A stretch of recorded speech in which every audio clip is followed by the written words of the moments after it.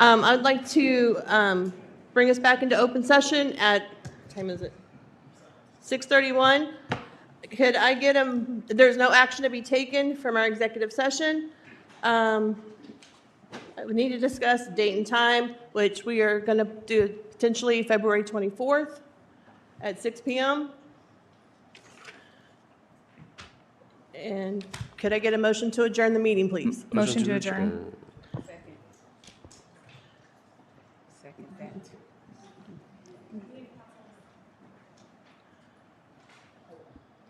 Do we do a roll call? Can I get a roll call to adjourn? Councilwoman Brown? Hey, please. Aye. Meeting is adjourned. Thank you.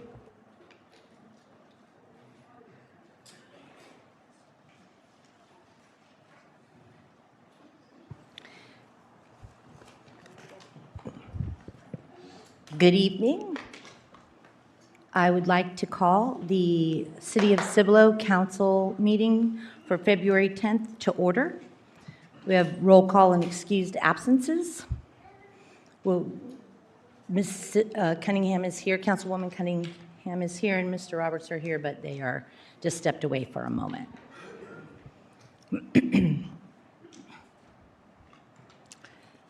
For the invocation tonight, I would like to call Chaplain Mitten for the invocation. Please stand if you're able. Good evening and welcome. First of all, thank you for allowing me to come and just the privilege to pray over you. Let's pray together. Our Lord, our Heavenly Father, high and mighty King of kings and Lord of lords. Father, you look down on us from your throne in heaven, and Father, we're aware that you're in charge of all things. You reign with power supreme over all kingdoms and empires and governments. And so, Father, we ask tonight that you look down on mercy to us. Father, we ask that you be present, and that you bring wisdom, and that you direct this council and its honorable assembly to enable them to settle things on the best and surest foundation possible. That harmony and peace may be seen and felt in Cibolo. That, Father, that you would preserve the health and the bodies and the strength of their mind of this council. That you would shower down on them blessings that only come from you, not only to them, but to the people that they represent.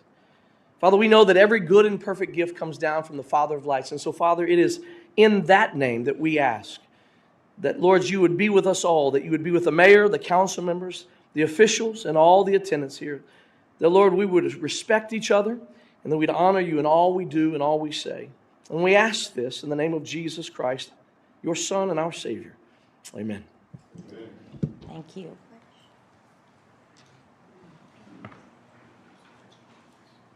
I pledge allegiance to the flag of the United States of America and to the republic for which it stands, one nation, under God, indivisible, with liberty and justice for all.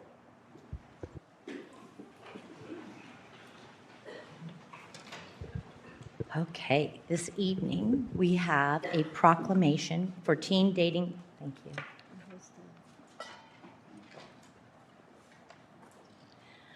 We have a proclamation for Teen Dating Violence Awareness and Prevention Month. I would like at this time to call our honored and esteemed guest forward to stand at the front of the dais while the proclamation is read. I call Ms. Angela Lee, Director of Love is Respect, the nation's resource dedicated to preventing unhealthy teen relationships.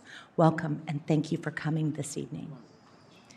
I call Jennifer Esposito, Board Member, National Domestic Violence Hotline. Welcome and thank you for coming. Jill Harris, Air Force Division Chief for Integrated Resilience, overseeing violence prevention operations across the Air Force. Welcome and thank you for coming.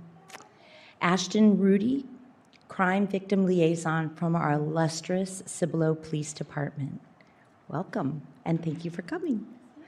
Brandon Rossett, Awareness and Education Coordinator, Thriving Hearts Crisis Center. Welcome, thank you for coming. Jana Evans, Executive Director, Thriving Hearts Crisis Center. Welcome and thank you for coming. I would also like to call Heather Morgan and Leslie McClellan. They're still high school student counselors dedicated to supporting student awareness and education.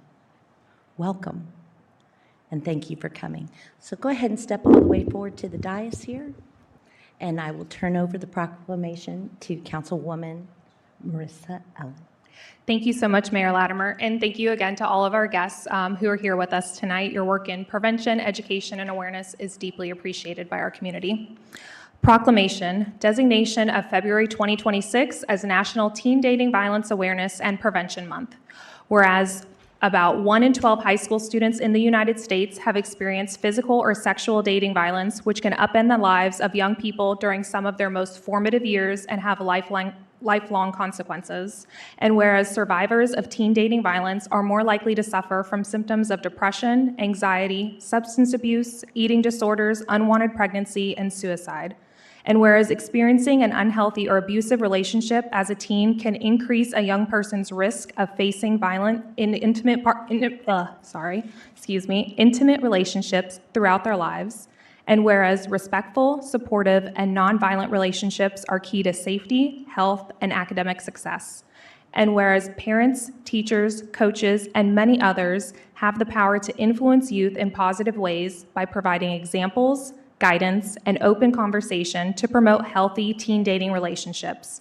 And now, therefore, I, Kara Latimer, Mayor of Cibolo, Texas, do hereby recognize February 2026 as Teen Dating Violence Awareness and Prevention Month and encourage all residents of Cibolo to be supportive of healthy teen relationships by having conversations about respectful and nonviolent relationships in homes, schools, and our community.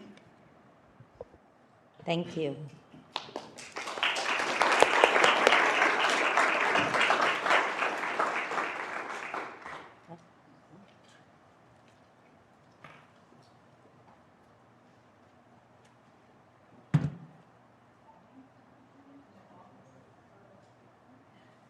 You may want to stand on the other side of the podium.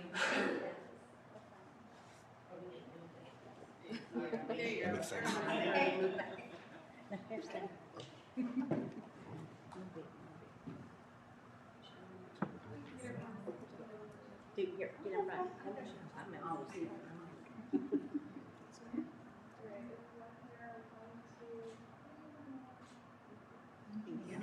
Thank you all for coming.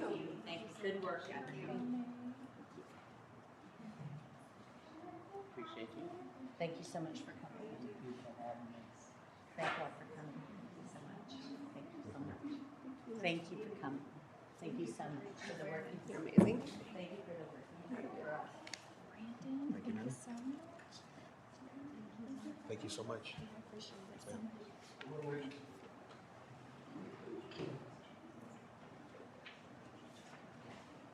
I just realized.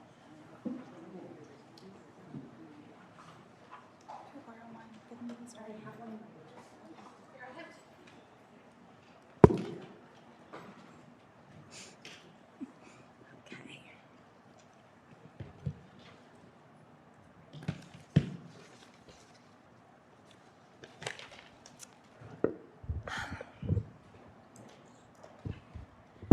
I'll move us on to 6A, the public hearing.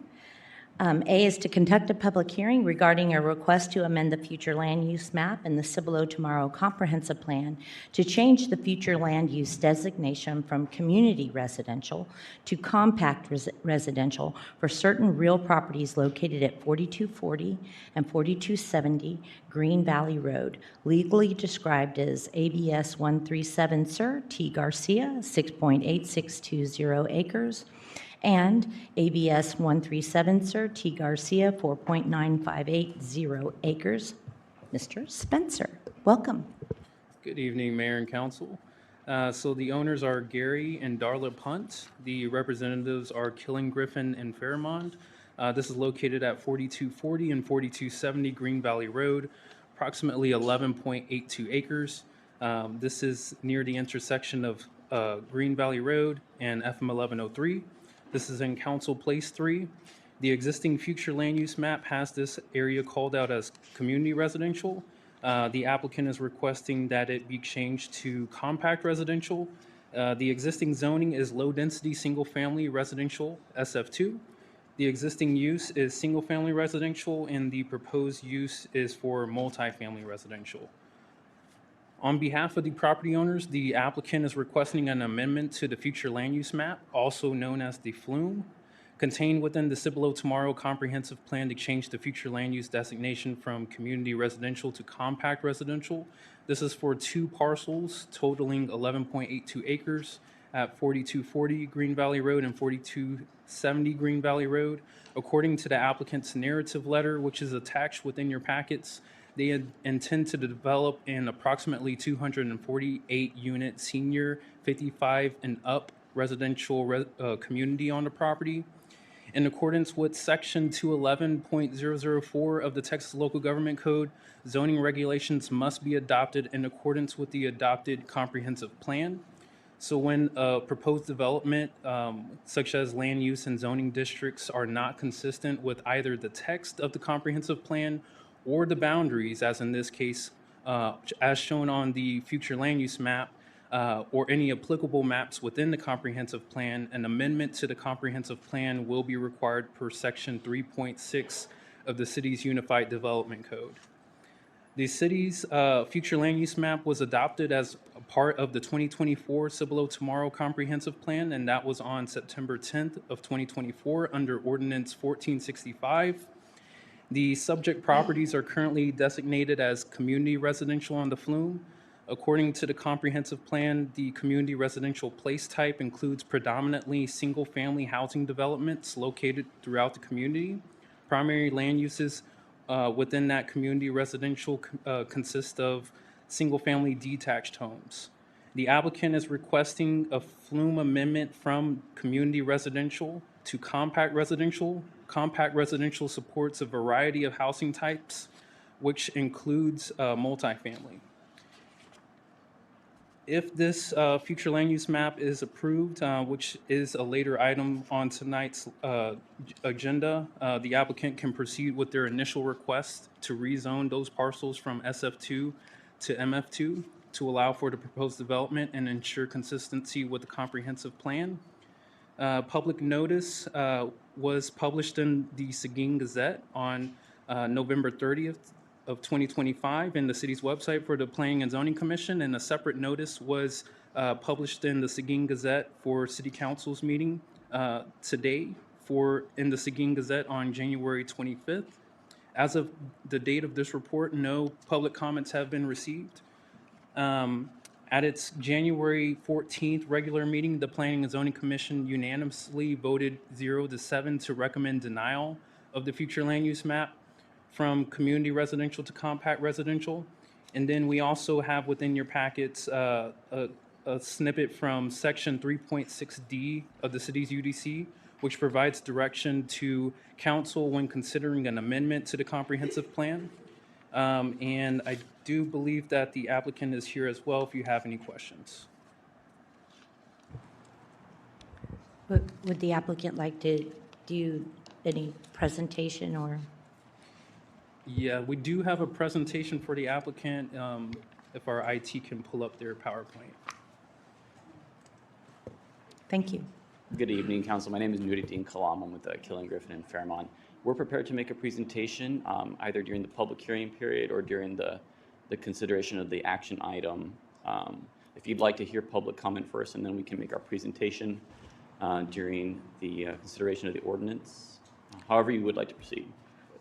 We can, well, before the public can comment, I think they kind of need more understanding of what you're proposing. Sure, So absolutely. just a condensed version maybe of what you're proposing? Yeah, absolutely. We can go through the presentation. It's a brief presentation, and then we'll be available for any questions that council may have during the consideration I think that would be period. best. If you gave your presentation, then the public would be able to see what you were proposing, and then we'll be able to take their questions. Thank you. Absolutely. Well, first, let me introduce myself. My name is Nuruddin Kalam. I'm with Killing Griffin in Fairmont. We're a land use, we're a law firm that specializes in land use and economic development matters.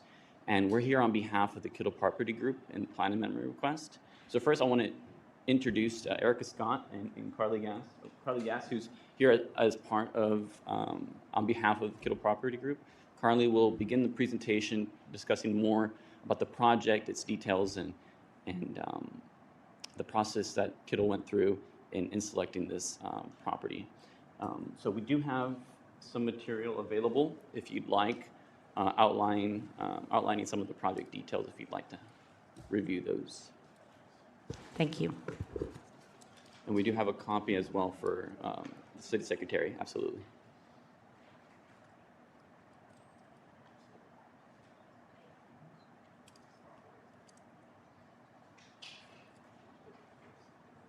Thank you, Diego, appreciate it. I'll turn it over to Erica, to Carly. Good evening, Council. My name is Carly Goss, and I'm the Development Director with Kittle Property Group.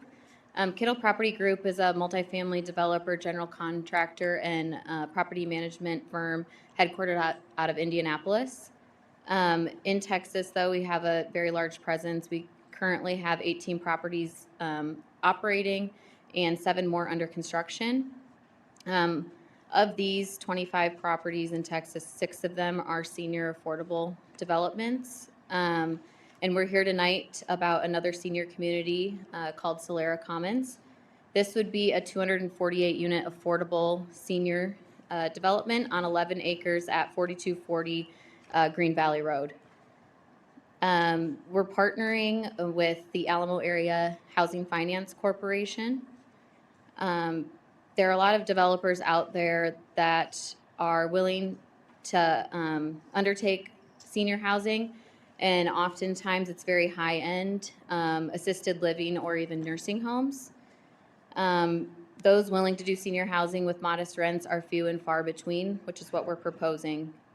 They're very difficult to develop. Our senior residents love them and stay with us long-term, and they create a sense of community at our senior developments. Sorry.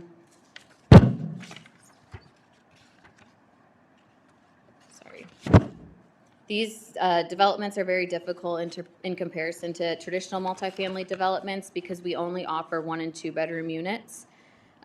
This, coupled with the fact that the rental rates are restricted due to the financing that we receive and Test. Nope.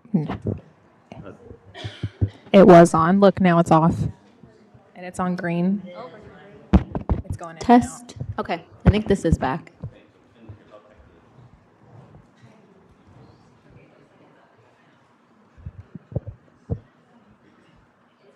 Okay, we're good? Okay. Operating expenses are high at senior properties, given the design. Each building has to have an elevator, which adds construction costs, but annual operating expenses. And security is another important feature with upfront and long-term costs. During lease-up, seniors are often not quick to make decisions. They have homes to sell, they have families that are moving, and once they are settled, they move to be closer to them. Given this, our lease-ups are much slower than general occupancy developments, putting more risk on the developer and increasing construction interest and carry costs.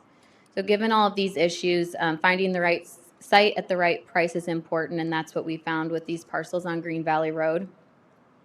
Additionally, we've also found that there are only a small handful of sites in Cibolo that are zoned for multifamily. None of them are currently on the market.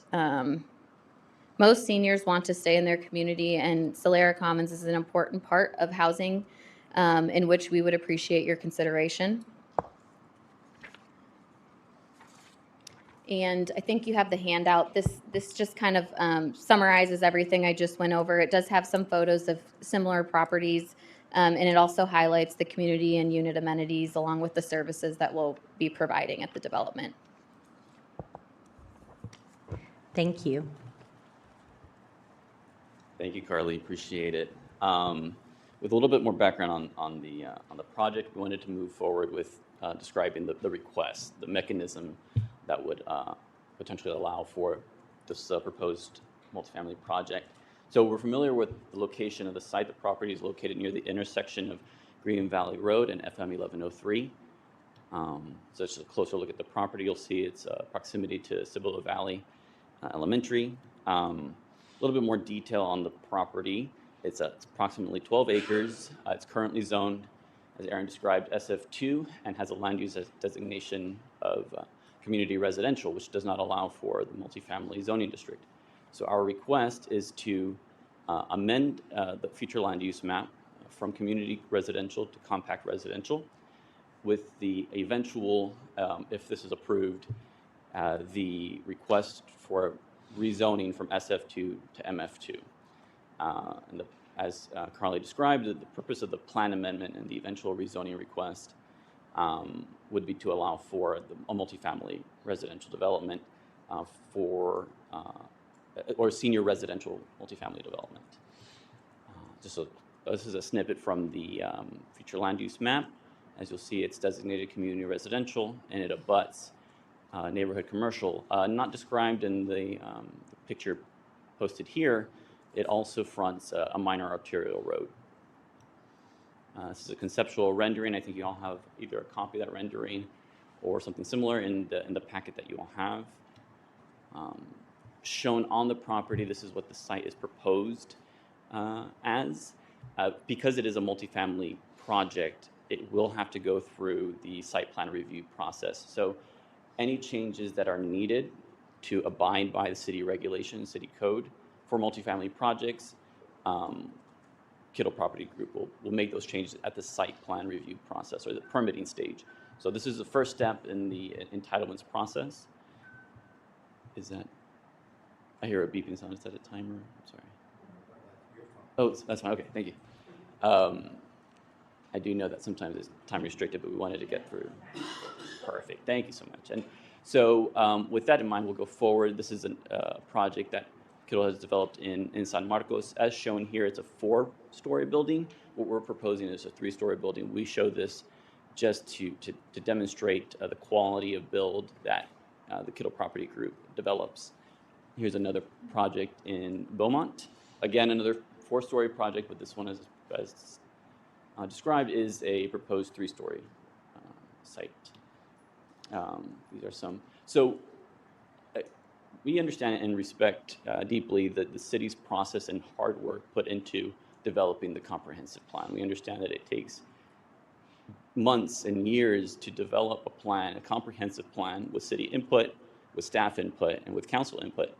And so with that in mind, we wanted to take a deep dive into the comprehensive plan, define and identify points where we thought show that this plan amendment was in line with some of the points made in the comprehensive plan. First, we believe that this plan amendment is consistent with the comprehensive plan and its place type framework. The comprehensive plan identifies compact residential as appropriate in locations that are near key intersections. In this case, it would be 1103 and Green Valley Road, and within walking distance of local community uses, commercial uses.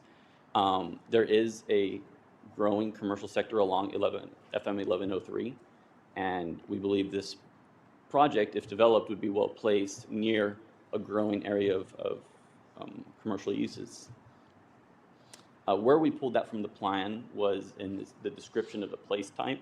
In there, again, it describes compact residential being appropriate near key intersections and near local commercial areas. Another point that we found is that we think the plan amendment aligns with the transportation and corridor policies. The plan identifies compact residential as a common place type along minor arterial roadways. And as described earlier and identified here, Green Valley Road is a minor arterial, an existing minor arterial road. It has 2 lanes eastbound and 2 lanes westbound with a middle turning lane left and right. Another point that we thought we identified in the plan is that there's existing precedent for compact residential development in the city of Cibolo, and we identified 2 plans or pointed out 2 projects in the plan, Grand at Cibolo Apartments and Trophy Oak Apartments. In both cases, those projects abutted compact residential and neighborhood commercial. And we thought they both demonstrated successful integration of higher density residential near commercial corridors, which we think this project similarly does. Here is a picture from pictures from the future land use map. On the right is Grand at Cibolo Apartments, which abuts neighborhood commercial or community commercial, and also feeds onto a minor arterial roadway. On the left is Trophy Oak, which abuts a community commercial. And we understand that there is a general hesitancy to support high-density development, but we've identified points in the plan where specific and mixed housing types was supported, and we think in an area where there's a demand for senior housing, that this project is specifically niche enough to fit into a mixed housing development types. The city wants economic development, and with this project, we believe with growing population, there is a need for housing, and with that, it would support economic development as well in the city of Cibolo. And then lastly, the plan specifically identifies senior housing as a need. It says, while single-family homes integrate the Cibolo landscape, it's necessary to incorporate missing middle housing, which includes housing tailored for seniors. And then in the community feedback period, they identified that and this is the area of the plan where it identifies senior housing as a housing need. Demographics was one of the categories and topics discussed in the community engagement. And in the discussion of demographics, it identified that over the next 30 years, the growing population of retired service members and seniors generally would be part of the growing Cibolo community. So again, we think this project is well suited to fit several needs of the city. And if the city was developing their comprehensive plan today, I think we would come with the same arguments to designate this property to allow for a project such as this in this area. Again, I know this is a public hearing comment. I can't take any questions, but we'll be available during the action item to take and answer any questions you may have. Appreciate your time. Thank you, Ms. Simics. Now, I did not open the public hearing, but since I'm going to have the public come up now, I will open the public hearing at 7:02. Do I have any comments from the public?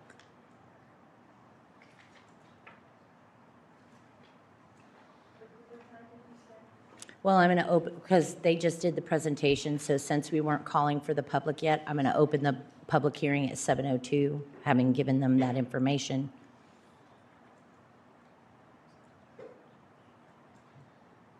And with seeing nobody to make comment, then I will close the public hearing at 7:03.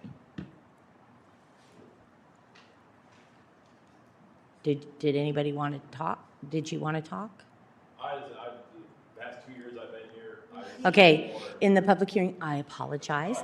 Come on up to the microphone. I'm going to unclose the public hearing at 7:02. What's up? Please My name is introduce Jacob.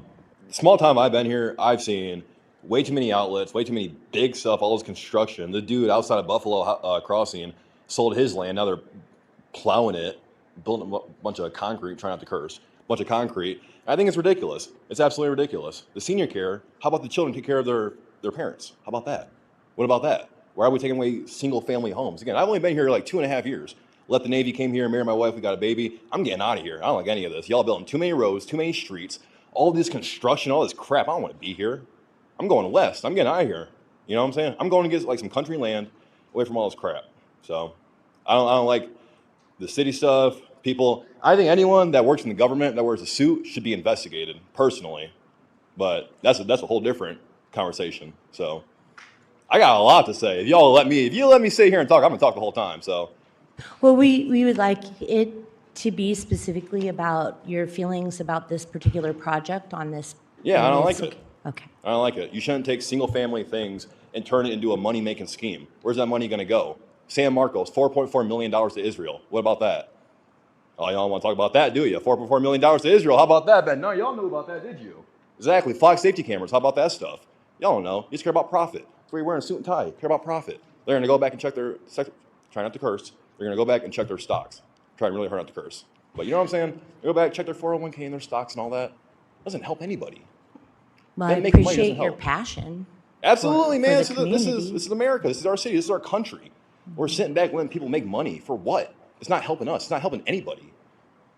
How would you feel if your kid sent you to a senior care and they have to go work 45 hours a week to make a bunch of money they can't even help and like spend with their family? For what? And then you have nurses taking care of you that don't even care about you. And the nurses don't even make enough money. You want to talk about that too? You know what I'm saying? There's so much to talk about. But let's do this. 6-point AC, 2T AC, all this. You know what I'm saying? This is bullcrap. This has nothing to do with actual people. This is all a bunch of government crap. So if I'm reading what you're putting down is that you would be against a project like I would this being built? 100% be against it and anything else that takes away single family homes from people in this community. 100%. You can't take away. Are you serious? This is supposed to be Texas. I'm from Michigan. I'm from a more democratic place. If you're trying to do this in California or Colorado, go ahead. This is supposed to be Texas. Taking land from. What are you guys talking about? What are you guys talking about? Why are you even allowing this? What about single family homes? This is the time where we listen to folks like you Yeah, well, to I don't like let it. us know what the community wants. I don't like it. I appreciate that. All right. Thank you very much. You,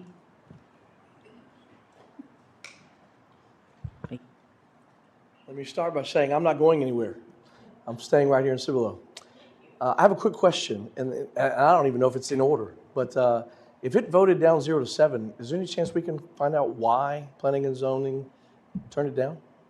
Did they give reasons? they do have to give reasons. Yes, sir, they do. Does staff have the planning and zoning? That's all I got. You want- Thank you so much. Yeah, so the Planning and Zoning Commission, they recommended denial. One of the criteria within the UDC is that no changes have been made to that area. The Planning Commission made it clear that a lot of them were a part of the Planning Commission at the time whenever the future land use map was adopted, along with the comprehensive plan. So they were involved in the whole planning process and getting all of the citizen input. They don't feel that since the comp plan and the future land use map were adopted in September of 2024, that no changes significant enough had changed within that area to actually justify the reasoning to amend the flume. So that was the reason of why the Planning and Zoning Commission recommended denial. Thank you. I hope that answered your question. Okay, anyone else?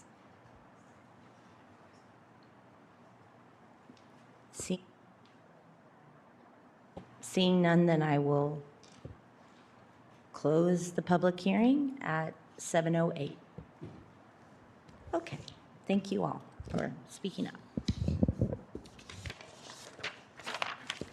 And we will move on to 7, citizens to be heard. This is the only time during the council meeting that a citizen can address the city council. It is an opportunity for the visitors and guests to address the city council on any issue to include agenda items. All visitors wishing to speak must fill out the sign-in roster prior to the starting of the meeting. Council may not deliberate any non-agenda issue, nor may any action be taken on any non-agenda issue at this time.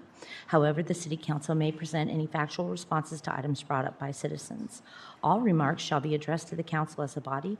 Remarks may also be addressed to any individual member of the council so long as the remarks are about matters of local concern and not disruptive to the meeting or threatening to the member of any attendee.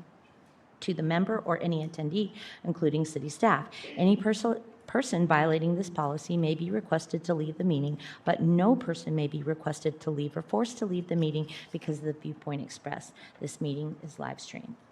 And at first, I will call Joel Hicks. Mark Allen. It's got crossed off.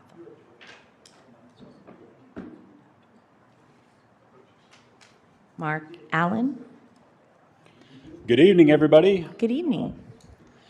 I am here tonight to thank our city secretary, Miss Peggy Simmons, for the years of service that she has spent on the city of Cibolo as our city secretary. And so I know that this isn't your last night and you're going to be here for the rest of the month, but I wanted to take this opportunity to come up here tonight and just say a few words about Peggy Simmons and all the great work that she's done for the city over the years. And so if I were to use an analogy, and the city council is like the GPS to get us where we're going, and Mr. Reed would be the engine, I look at Peggy Simmons as the transmission to always put us in the right gear to get us where we're going. And so I really enjoyed all of the years working with Peggy and all of the amazing help she's done, not just to myself and my family, but to everybody in the city of Cibolo. And so I wanted to present Peggy a quick gift. Here you go, Peggy. Thank you. So thank you, Peggy. And so I know you don't want anything, big and all that. So, but just wanted to thank you, Peggy, for all the great times and all of your years of service. I really appreciate everything you've done, Peggy. And also wanted to mention to those that are watching from home, if you don't know me, my name is Mark Allen, and I am actually running for the Guadalupe County Commissioner seat. And we have one more week until early voting. So I wanted to make that announcement in all the cities in Precinct 4, Guadalupe County. So thank you again, Peggy.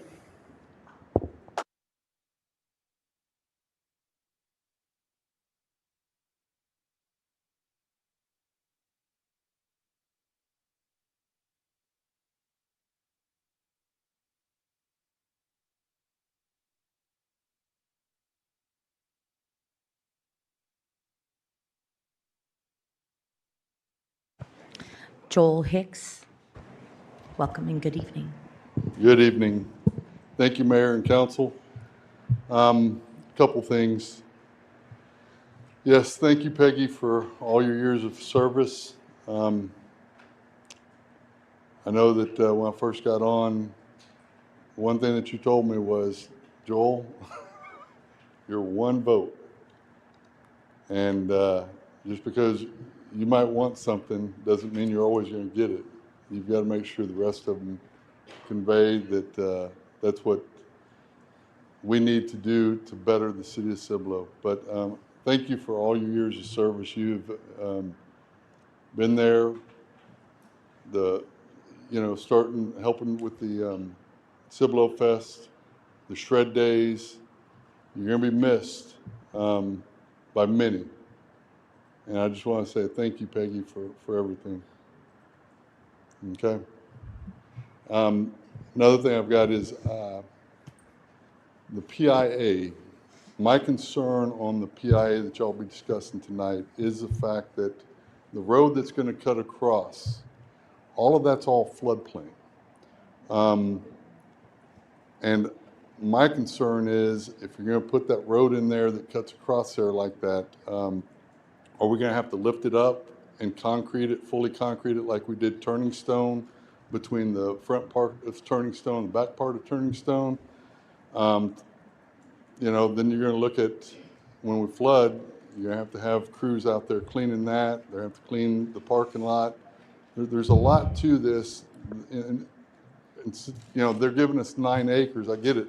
But the majority of all that 9 acres, bless you, the majority of that 9 acres is in a floodplain.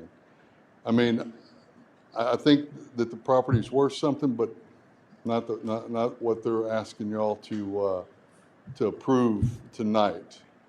I just think that we need to really look at that, because it's going to cost us about $1 million to $2 million to put in a roadway that's going to sustain, a flood. We haven't had any of those. I've got pictures and videos of the very last one. It was all the way up to Bison Trail or Bison Lane. Everything was underwater. So we really need to look at that. And last of all, I am also running for County Commissioner, Precinct 4, against Mark and against Mr. Gurman. But yes, I'm running for Precinct 4. Early voting starts next Tuesday, so get out and vote. I hope everybody will make sure they do their due diligence and their civil duties. So, and I'm the only veteran that is on running. Thank you. Era Allen. I know she's. Hi. So, Peggy, you might be a little more upset, but we love you and we appreciate how kind and just all the heart and soul you put into your job. And this city is going to be, I don't know, I'm sad. So, that's all I wanted to say.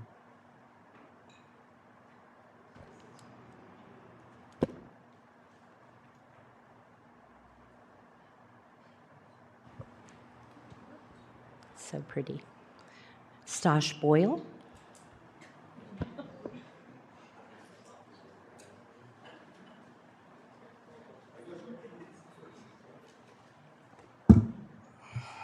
Oh, Peggy's going to be mad at me.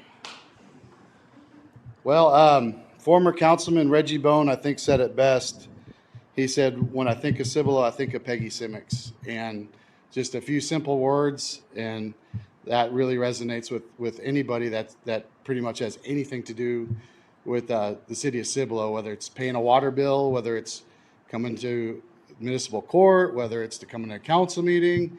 You know, little did they know that when Peggy Simics was hired here, they didn't just get a secretary, they ended up getting the best in the business. And when I say that, it's literally the best in the business. And not just the local areas, this is statewide, but she's watched this city grow. You know, we all talk about the growth here. Well, if you want a resource, she's sitting right here. You know, she's attended all of the committee meetings, the council meetings, endless hours. I can't tell you how many hours Peggy Simics puts in a week, let alone her career. But a few of us have signed, since you want to be discreet, we have Peggy Simics is running for the Texas Secretary of State. This is paid for by Peggy's outlaw mayor and her beloved posse. And this is for you, Peggy, just in case you need to flash this around, because we know how flashy you are. But you know, and that's part of her charm, is, you know, she doesn't want to be recognized, and you know, all of the personalities and you know, the good times and the bad. You know, she's had to be neutral and sit through it all. And I tell you what, she's done a tremendous job, and I don't think anybody is really going to ever fully appreciate what Peggy Simics has done here for this community. My dad couldn't be here; he's on his way back in from Harlingen. But I want you to know that he stopped doing parties at his house years ago. But he said he's got one more in him, and that's for you, because he wants you to party it up with the Buffaloes. So we got you a little rendition of City Hall here, just in case you miss it and want to know what it looks like, because you know, you're always here before it gets light out, and always leaving after dark. So we got you a little journal to write down all your favorite memories. So love you.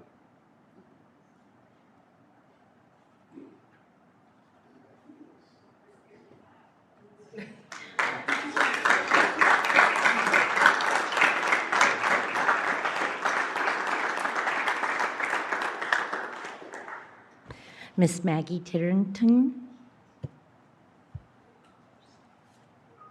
Welcome and good evening. And I'm not even going to look at Peggy.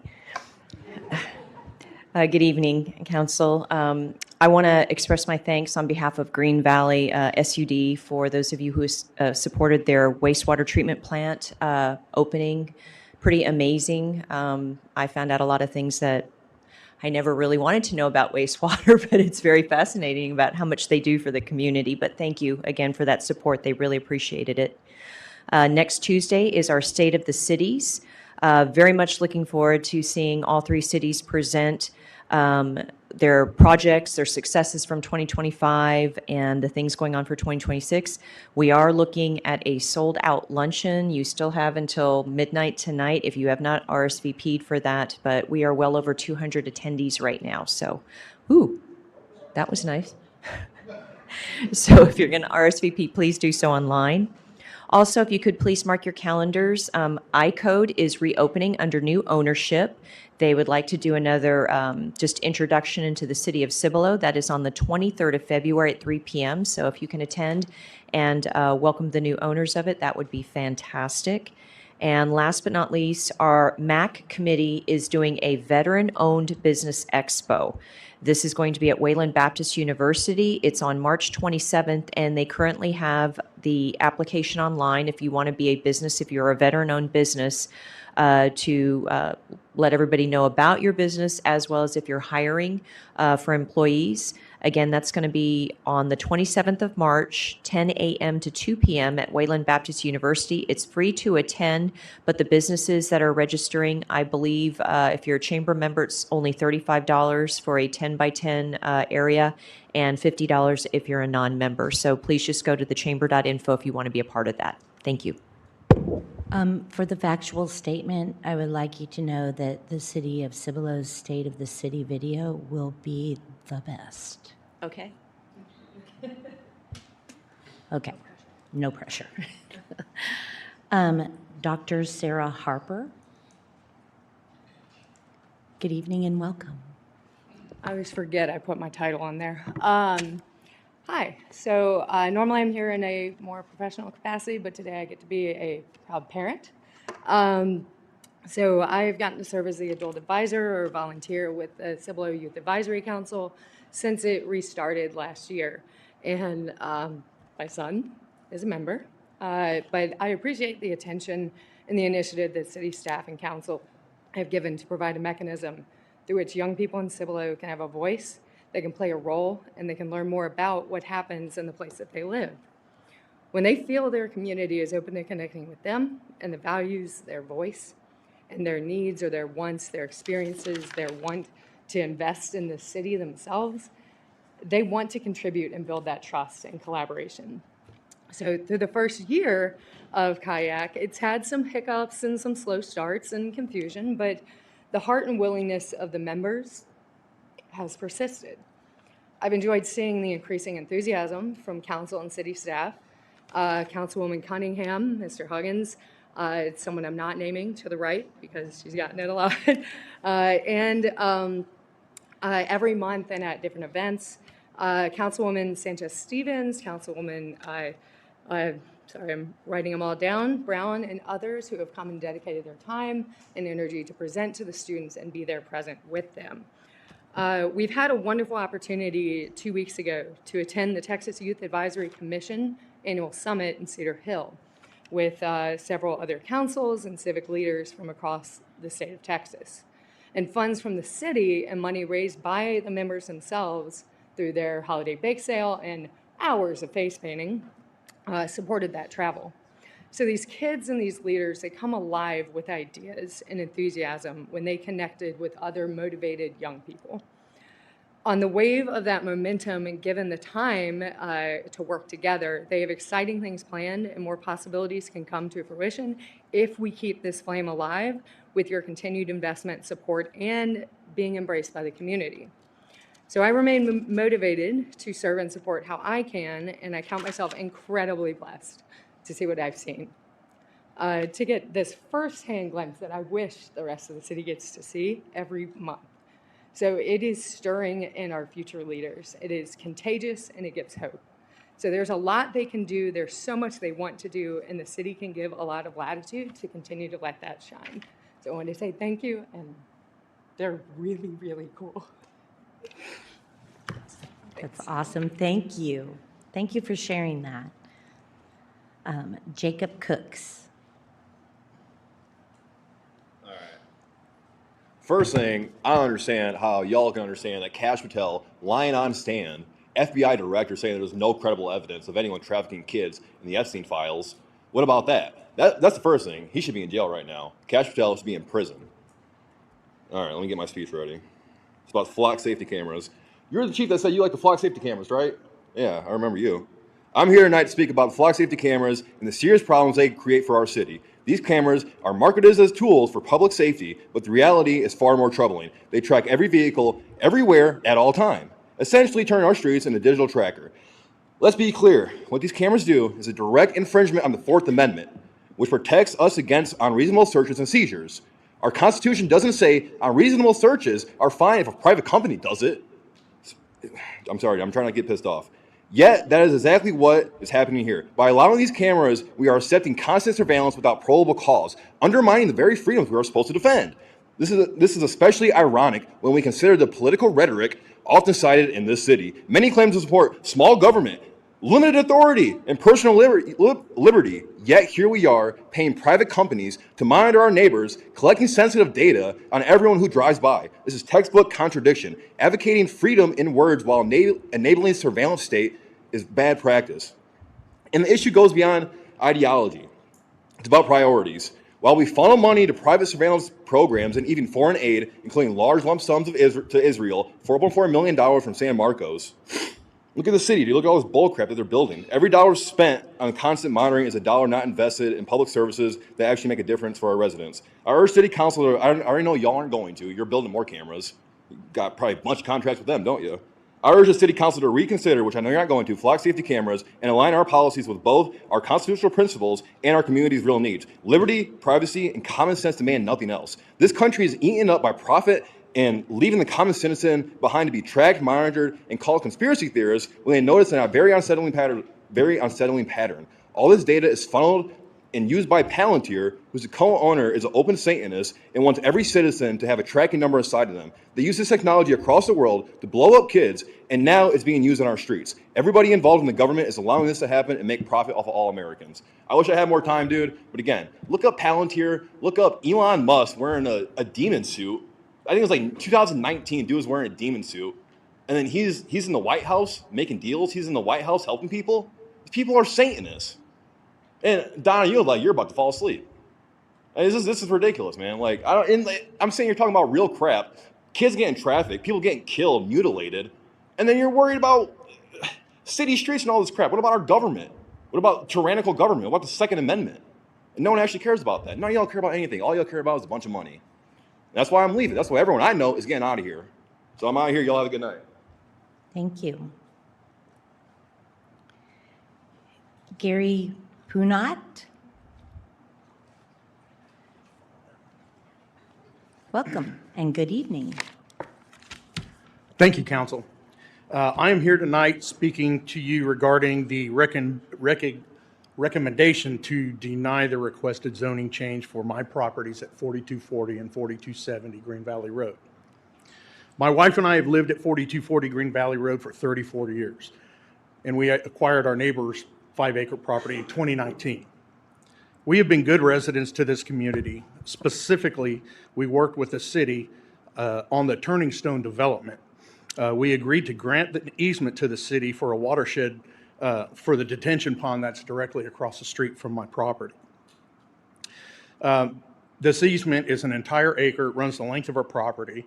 We knew it could affect future property sales, but we worked with the city in good faith, and we expected that when the time came for us to sell our property, the city would cooperate with us or at least not hinder or restrict potential sales. Since the development of Turning Stone in 2007, this community has collected in excess of $25 million in tax income. Our property, our personal property, we paid over $250,000 in property taxes. On our rental property, we paid over $60,000 in property taxes. As a zoning council, you are aware that the land use recommendations must be grounded in adopted ordinances, objective criteria, rational basis that can withstand scrutiny. I've not received clear factual explanation in identifying the specific provisions of the zoning code, comprehensive plan, or other adopted standards that support denial of this request. The denial of this zoning charge will directly and foreseeably cause the collapse of an active real estate transaction entered in good faith. The resulting financial harm is substantial and avoidable. When such harm flows from a zoning recommendation, the legal basis for this recommendation must be clear, defensible, consistently applied. The recommendation raises serious concerns regarding arbitrary, unequal treatment of similar properties and possible violations of due process under state law. So, please consider this formal notice that I am reserving all rights, claims, and remedies available to me under Texas law, including but not limited to claims related to regulatory takings, due process, unequal or arbitrary application of zoning authority. Nothing herein should be construed as a waiver of those rights. In closing, I ask you to carefully evaluate the basis of this recommendation in light of the foreseeable consequences and the city's legal obligations.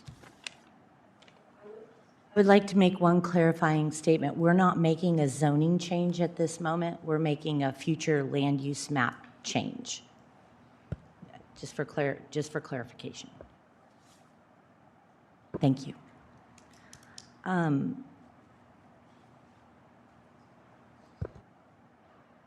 Heather Morgan.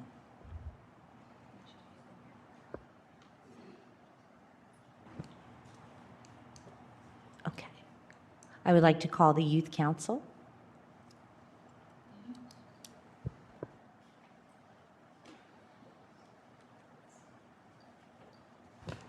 Some of the Youth Council. Miss Peggy's gonna hate us, y'all, after this. Good evening, Council. Today we celebrate Miss Simics and the incredible impact she has had on the CYAC group and the city of Cibolo. Peggy was more than a leader. She was a mentor, an encourager, and a steady source of guidance. She believed deeply in the potential of youth people and gave CYAC members the confidence to find their voices and step into leadership.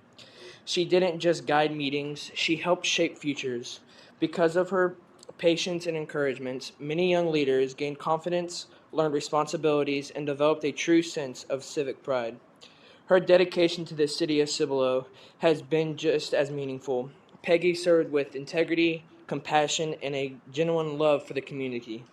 She led with humility and always put others first, working behind the scenes to ensure programs ran smoothly and opportunities were created for growth.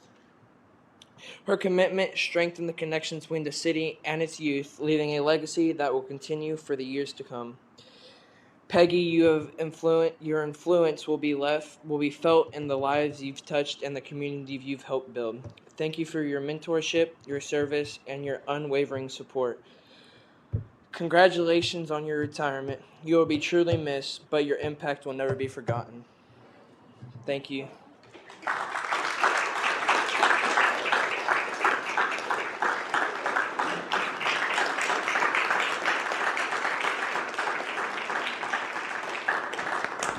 I want to add that after their last Cibolo Youth Council, we have about 20 members. They meet once a month. Their last meeting was on February 5th, so last Thursday. After the meeting, they all huddled in the hallway and came up with a plan to recognize Peggy. That this was all on their own. They all coordinated it. They brought her flowers, which she wouldn't allow them to give her during the meeting, and a card.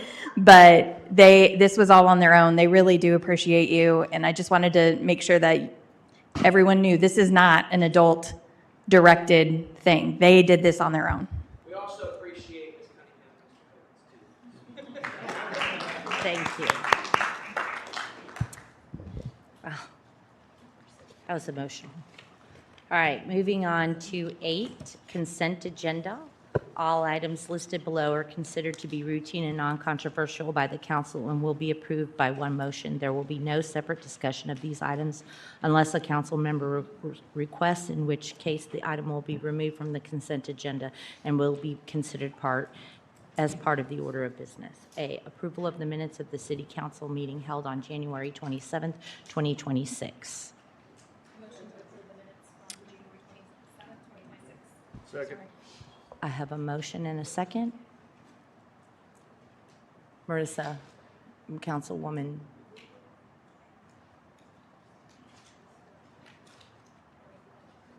Randy.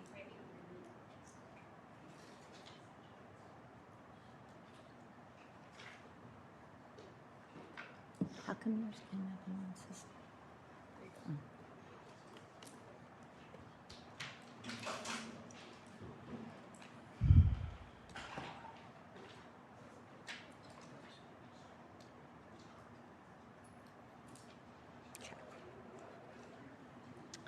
Okay, moving on to 9A, the Union Pacific sidewalk across the railroad tracks on Main Street.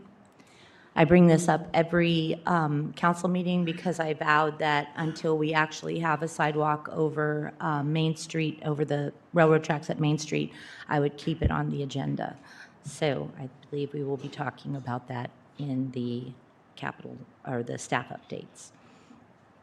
9B is Saddle Creek Ranch, and I put Saddle Creek Ranch on the agenda because I specifically wanted to let the residents of Saddle Creek Ranch know that I have heard them, I am listening to them. They have called me, texted me, sent me emails. I watched the meeting where they brought the concern over the floodplain to this body. So what I would like to say about the Saddle Creek Ranch subdivision is it is currently under development and has a developer tying to their HOA, and they have no public infrastructure agreement for land that was developed 20 years ago. So we have a subdivision of Cibolo residents that is over just about 20 years old, that for 20 years or about 18 years, the city maintained the floodplain. And now they are finding themselves in a situation that they did not expect because of a non-existent or very poorly constructed or unenforceable PIA. So the threat of our floodplain to each of us as individuals is real, something I think this legislative body takes seriously, something I think our staff and our public safety and stormwater people take seriously as well. So we are looking into the stormwater issue. We are looking into the floodplain issue and trying to provide some pathway to safety and to relief from what has happened to these residents, these years-long tax-paying, stormwater fee-paying residents. So I have been having conversations with staff and Mr. Reed specifically about what we can do to safely rectify the situation that we now find ourselves in. So I may not have the solution today. I may not have all of the right words to express the concern, but I do want you to know that we as a body are listening to you. We hear your fear and your concern and your frustration, and we are working on it. I just wanted to say something really quick. I just want to say thank you, Mayor. I really appreciate you bringing this forward and continuing to look into it for the residents of Saddle Creek Ranch so that they don't feel forgotten. So I appreciate you working with the city to evaluate the situation, consider what responsible options we have going forward, ensuring public safety, and working alongside with them and city towards a solution. So thank you very much. I appreciate you looking out for those residents. Thank you. All right, moving on to 10, staff update, administration, capital improvement programs, update on projects. I could read them all into the record. Main Street sidewalk across the railroad. We're getting more planning done. SB 1555 grant, Veterans and Nimitz Park renovation, Community Center renovations Phase 2, FM 78 water main extension, FM 78 sewer rehabilitation, FM 1103 utility relocation, Deer Creek Boulevard, Cordillero to Falling Sun, fiscal year 25 street rehabilitation package 2, Silver Wing, Town Creek and Firebird Run, Tolly Road design, and Town Creek Trail. Mr. Reed. Thank you, Mayor. You will receive an email with the full update after this meeting. Right now, I'll provide you new updates. So on the Main Street sidewalk across the railroad, We have scheduled a pre-diagnostic meeting with UPRR for February the 19th, and that was one of the first steps in the process to move through the design. So we have hired the consultant to assist with us, and they are working with UPRR in that first step of a pre-diagnostic meeting, February 19th. On the SB 1555 grant, remember this is the grade separation crossing for a pedestrian bridge and a north-south parkway, which is on our future land use map. No new updates there. We are expecting an announcement by the end of this month on the awards of grants by the Texas Transportation Commission. Veterans Nimitz Park renovation. So staff will provide final recommendation to the Parks Commission during the March meeting. They will make a recommendation to council. Staff will present to City Council during the March 24th, 2026 meeting. And that's the meeting at which we'll seek direction from the council on the improvements to those first two parks. Community Center renovations Phase 2. We have put a consultant under contract for architectural and design services. So that project continues to move forward. And again, our Phase 2 tentative completion is mid-October. The FM 78 water main extension, the project is ongoing and on schedule. It's 99% of the pipe is in the ground. And the line testing is to start February 9th and February 13th. That line testing is just, is it holding water, literally. And then the sewer rehabilitation along FM 78, construction has started. We're removing a utility conflict, and then, well, the utility company is. And then construction on wastewater line will continue through February 11th. FM 1103 utility relocation, no new updates on that one. Deer Creek Boulevard, Coronado to Falling Sun, substantial completion's been achieved, no updates. FM or FY25 Street Rehab Package number 2. The update here is that Town Creek Road is under construction, as you know. They're working on the sidewalk. Firebird Run under construction. The contractor anticipates having the first layer of asphalt on Firebird Run by February the 23rd, so about 2 weeks from now. Tolly Road design, staff will be providing council with a project update during the February 24th meeting. Land acquisition, we are moving forward with that, and again, more update February 24th. On RFPs, we have one out. That's the wayfinding request for proposals. We have a deadline for proposals of February the 19th, and then we'll be bringing forward to council the outcome of those submittals to the city at a meeting in March. That's the earliest that we'd be able to bring that to council. No new requests for out-of-state travel. The Ishan facility tour, all of you should have an appointment on your calendar for March the 2nd at 11 a.m. If you open up that appointment, it gives you details about what's appropriate attire, appropriate footwear, eye protection requirements, and do bring your ID. So look at that appointment if you have any questions, and I recommend you show up before 11. The tour starts at 11. The Council Strategic Management Workshop, you know that's on Saturday, March 28th. The Council SWOT analysis, I had hoped that I could have printed out past SWOT analysis from 2022 and 2023, and then the trend analysis that this council at the time performed in March of 2025. That trend analysis is in the FY25 annual report, which you have in your packet tonight. You had it in the last packet too. Because I wanted that just as background material. This is a new body composed of individuals that will be driving the council's strategic plan for the next 2 years. So I will be getting that packet to you this week. It's really just background information. What I'd like to do, and I'm working with the mayor, if time permits, to have a workshop before the regular meeting on February the 24th. This body, as it's comprised today, will perform a new trend analysis during that workshop. It should take 30 minutes. And that trend analysis, as shown on pages 10 and 11 of your FY25 report, is a conversation, a quick poll of the council, its understanding of the organization, what has happened, what is happening, and what might perhaps happen in the desired future. and it's to create a shared ground for beginning the planning of your work to recast your strategic plan. If we're able to conduct that workshop and for you to complete that trend analysis, staff will produce a product that summarizes the outcome, and we will have that in your March 24th council packet. So you'll have some time on March 24th just for a quick discussion, not an exercise or anything. And I think that's great because then 4 days before your strategic management workshop, it'll be very fresh on your mind. And then when you show up at the strategic management workshop, one of your primary goals that day is to reevaluate the strategic initiatives under your 6 core strategies. Are those initiatives still valid?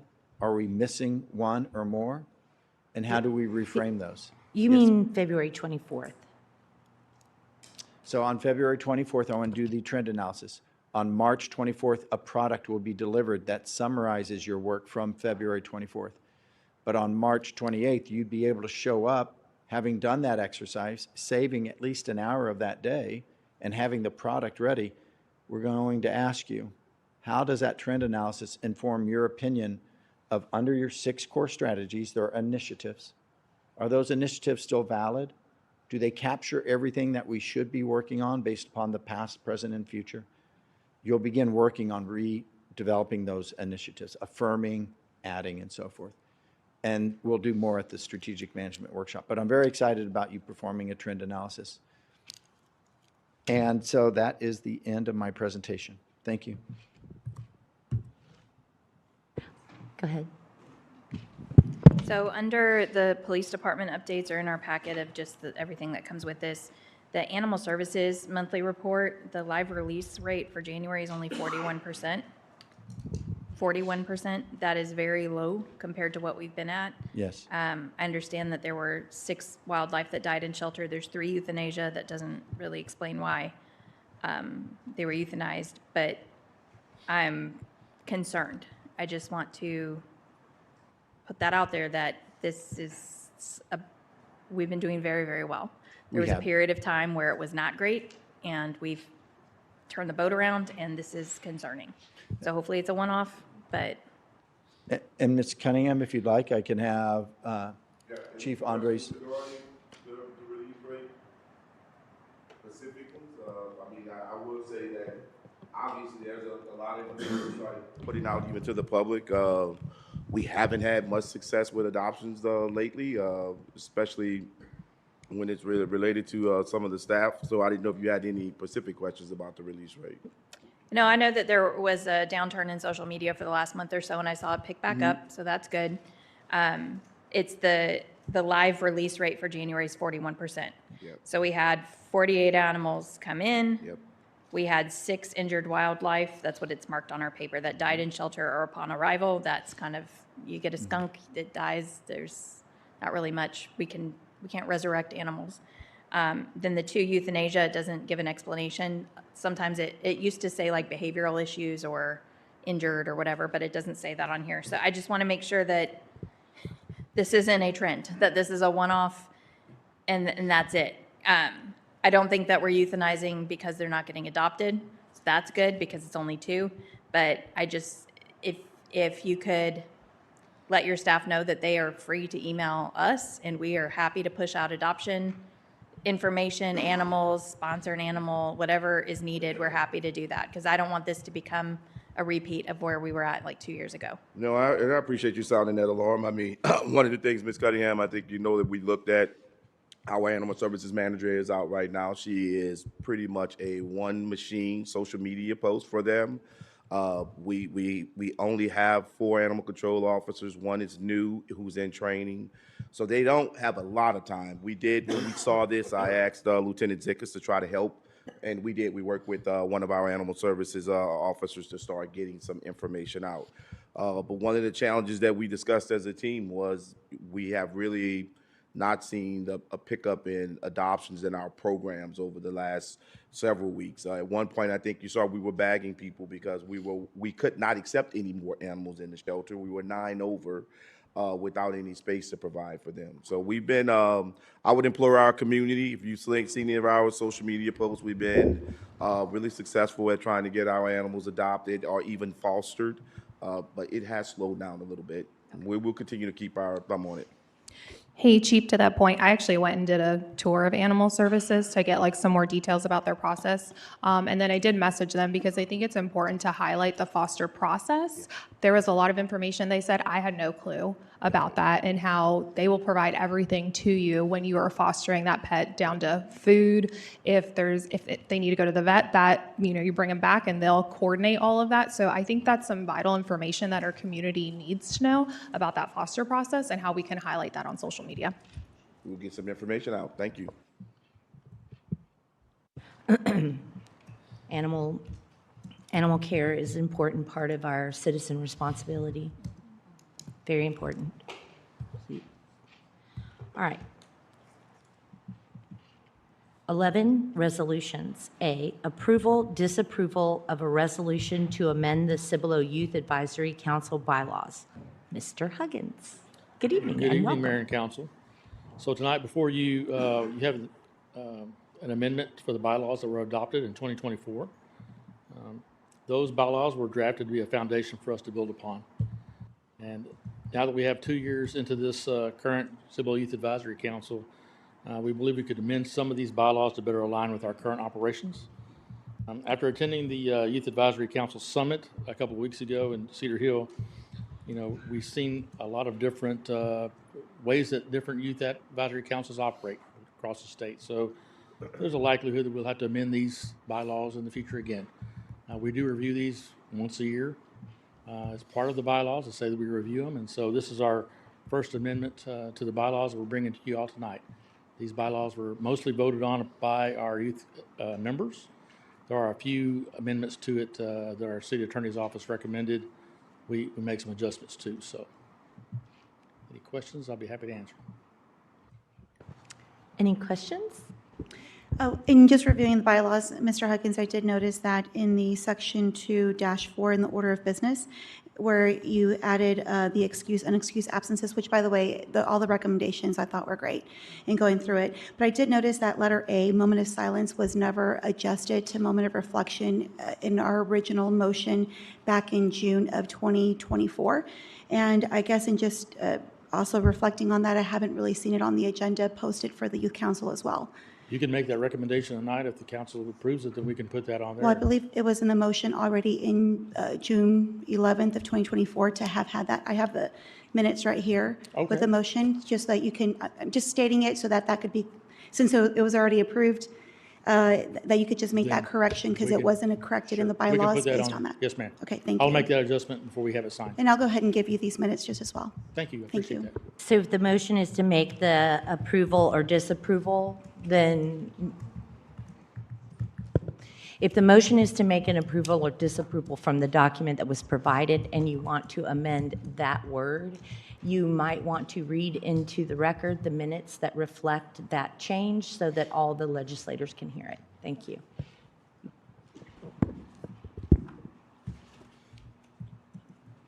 Okay.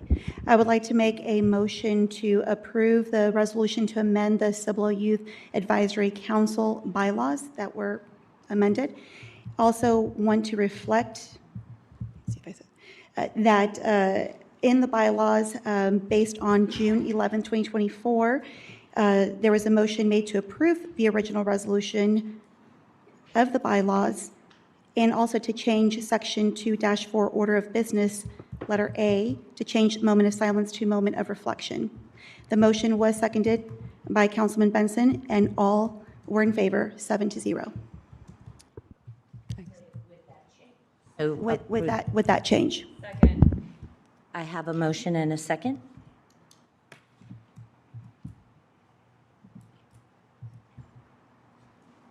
Thank you, Miss. Thank you. Thank you, Mayor and Council.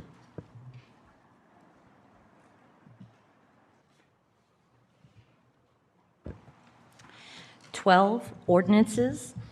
Approval, disapproval of an ordinance amending the future land use map, Flume, in the Cibolo Tomorrow Comprehensive Plan to change the future land use designation from community residential to compact residential for certain real properties located at 4240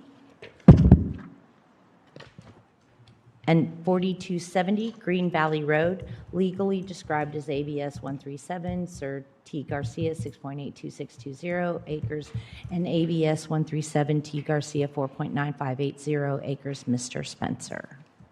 Thank you, Mayor. So this is the item that you all had the public hearing on earlier. The owners are Gary and Darla Punt. Representatives are Killen Griffin and Fairmont. This is located at 4240 and 4270 Green Valley Road, which is approximately 11.82 acres near the intersection of Green Valley Road and FM 1103. This is in Council Place 3. They are requesting compact residential for their future land use designation. The existing land use shown on the property as in the future land use map is community residential. They intend to develop an approximately 248 unit senior 55 and up residential community on the property. Subject properties are currently designated as community residential, which allows for primarily single-family detached homes. The applicant is requesting a future land use amendment to compact residential, which supports a variety of housing types, which includes multifamily. If this future land use map amendment is approved, the applicant may proceed with their initial request, which is to rezone the parcels from low-density single-family residential SF2 to multifamily MF2 to allow for the proposed development. Notice was published in the Seguin Gazette for this public hearing tonight on January 25th. At its January 14th, 2026 meeting, the Planning and Zoning Commission unanimously voted 7-0 to recommend denial of the future land use map amendment from community residential to compact residential. The commission did base their recommendation for denial on the policy direction of the flume, finding that it still accurately reflects the community's long-term vision, goals, and desired character for proposed development. Section 3.6D of the city's Unified Development Code provides direction to City Council when considering an amendment to the comprehensive plan, and that includes changes to the future land use map. Number one is the proposed amendment promotes the health, safety, or general welfare of the city and the safe, orderly, efficient, and healthful development of the city. Number two is the amendment to the text is consistent with other policies of the comprehensive plan. Since this is talking about the text, this specific criteria would not be applicable. Number three is an amendment to the future land use map, thoroughfare plan, or any applicable maps contained within the comprehensive plan is consistent with the policies of the comprehensive plan that apply to the map being amended, taking into account the nature of any proposed land use associated with the map amendment. Number four is any proposed amendment is consistent with the goals and objectives of the comprehensive master plan. 5, any proposed amendment addresses circumstances that have changed since the last time the plan, map, or text was considered, implements plan policies better than the current plan, map, or text, corrects a mapping error, or addresses a deficiency in the plan. And the last criteria is such criteria that City Council finds and its legislative discretion to have a substantial relationship to the public's health, safety, and general welfare.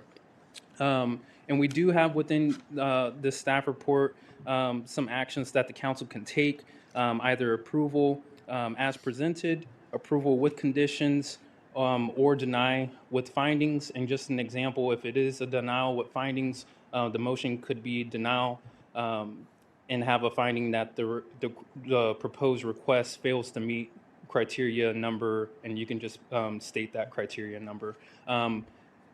We are available if you have any questions as staff, and of course the applicant is here if you have any questions for them. Does anybody have any questions? I do. Please. I'm just wondering, is there any data to show that we have an unmet need in senior 55 and older residential communities? And I'm looking for like an actual percentage showing we have. Marissa, you're okay. I'm sorry. We're not talking about zoning at this moment. Oh, okay. We're only talking about the future land use map. So we should avoid talking about the zoning classification and only how the land is used. And that's Councilwoman Cunningham. So I want to say thank you for coming. I know this is stressful for y'all. I know the Cowans very well. Grew up, spent a lot of time at that little yellow house before the bigger yellow house was there. So I'm very familiar with your property. The future land use map, we just went through the master plan or the comprehensive plan process again last year, 24, 25? 24. 24, it all runs together. In 24, and the year it had been updated prior to that was 2015, so it was ready for an update. In both of those future land use maps, that property was zoned for residential and not multifamily residential. Green Valley Road is not a road that can handle a lot of capacity. While I typically do like proposals that are senior apartments, because we do have a need here, and those tend to be lower impact on the community, on police, on everything. Well, some of our senior apartments are a little rowdy, but I know, I'm talking about future land use. The future land use of that particular piece of property, there's a piece of property near it that is zoned, that the school district owns already. We're talking about 200, if it gets zoned for multifamily or if it gets put on the future land use map for multifamily, there's a potential that there could be 250 to 500 units on that property, and that's a lot of vehicles to go onto Green Valley Road with two schools right there. My concern also is our capacity with our water lines, with our sewer and wastewater, with our road construction. I don't, at this time, I agree personally with the P&Z's finding that there hasn't been a substantial enough change since we just redid the future land use map to justify a change to the future land use map for this. But I think that this is something that city staff can maybe work with the residents a little bit and see if there's any other options for that property. Multifamily is just such a big impact on that area and on the capacity of the infrastructure that's there that I don't see that as being a viable solution to update that future land use map. I was a part of the master plan community, and one of the things we did not want were multi-story developments as you come into, it was a visual thing as well as a capacitance thing as you enter into the city of Cibolo. So that was a reason, one of the reasons. I'm sorry, I forgot one of my other points. So we do have several properties in that area that are zoned multifamily. I know you all mentioned in your prior presentation that you didn't see any that were currently zoned multifamily that were available. Right off of Weidner Road, near Town Creek Road, there's like 3 or 4 properties right there that are all zoned multifamily. Changing this future land use map to reflect multifamily opens the door for yet another multifamily development that would all feed onto the same roads. Because this one could potentially end up joining up to Weidner Road, which is, road is a generous term for that area. Green Valley Road would have a lot of the fallout from those developments as well. So that just further impacts our capacity. We already have those rezoned. Those were rezoned decades ago. There's not much we can do about the zoning on those now, but looking forward into the future and what our city can handle and what we can afford to maintain on the infrastructure side, I don't see how this is feasible.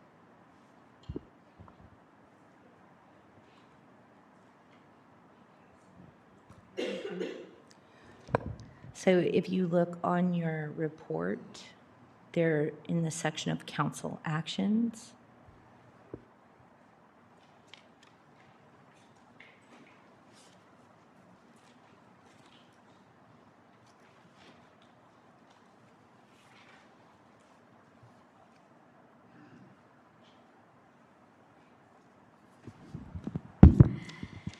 So I make a motion to deny, where is it?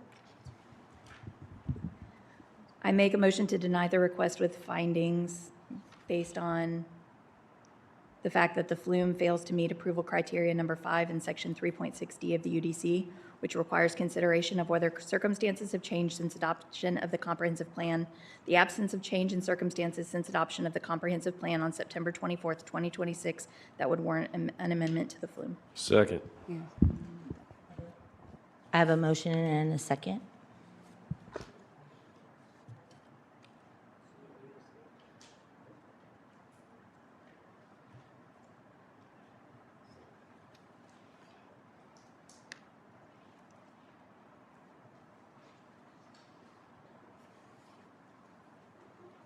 Okay. Councilors, just want to take the time to thank you for the consideration and for the opportunity to present the request. Thank you. Thanks so much. Appreciate it. Thanks for nothing. Am I allowed to speak? No, I'm so sorry. Well, you'll be hearing from us.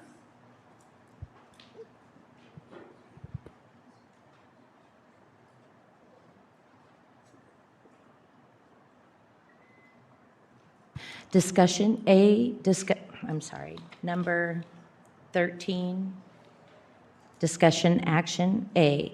Discussion action to approve the Schlatter Ranch Residential Subdivision Public Improvement Agreement. Mr. Vasquez. Good evening. Good evening, Mayor, members of the council. Let me pull up presentation here. Oh, I guess someone else is doing it.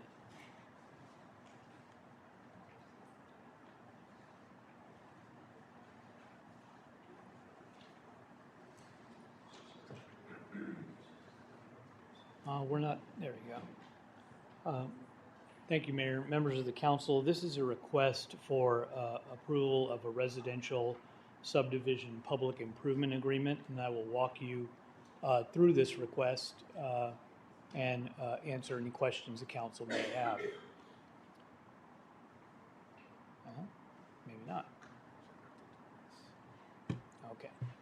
So the first slide is a couple of questions for the council as we go through this presentation on the public improvement agreements, the PIA. Does the city council agree with the proposed terms presented to you this evening? Would the city council accept a public contribution of right-of-way, a linear trail easement, roadway construction, and a cash contribution in exchange for tree mitigation and open space fees? If not, does the council wish to provide direction after this presentation to the staff so we can amend the proposed PIA? So just an overview of what this subdivision development is and how it relates to the public improvement agreement, the PIA. We're going to go over the project information, the elements of the public improvement agreement, the Unified Development Code, or the UDC, as you hear us often substitute the UDC, Unified Development Code for, and those requirements, the city's ordinances, the city's regulations, what the comprehensive plan guides us in how we deal with subdivision development and public improvement, or PIAs, the proposed terms for this PIA, the public benefits for this PIA, receive council feedback and direction, and finally, the staff's recommendation. The staff has been working on this since February and March of 2025. So along the path to developing a residential subdivision like this one, there are several steps. There have been steps completed to date. The preliminary plat was approved.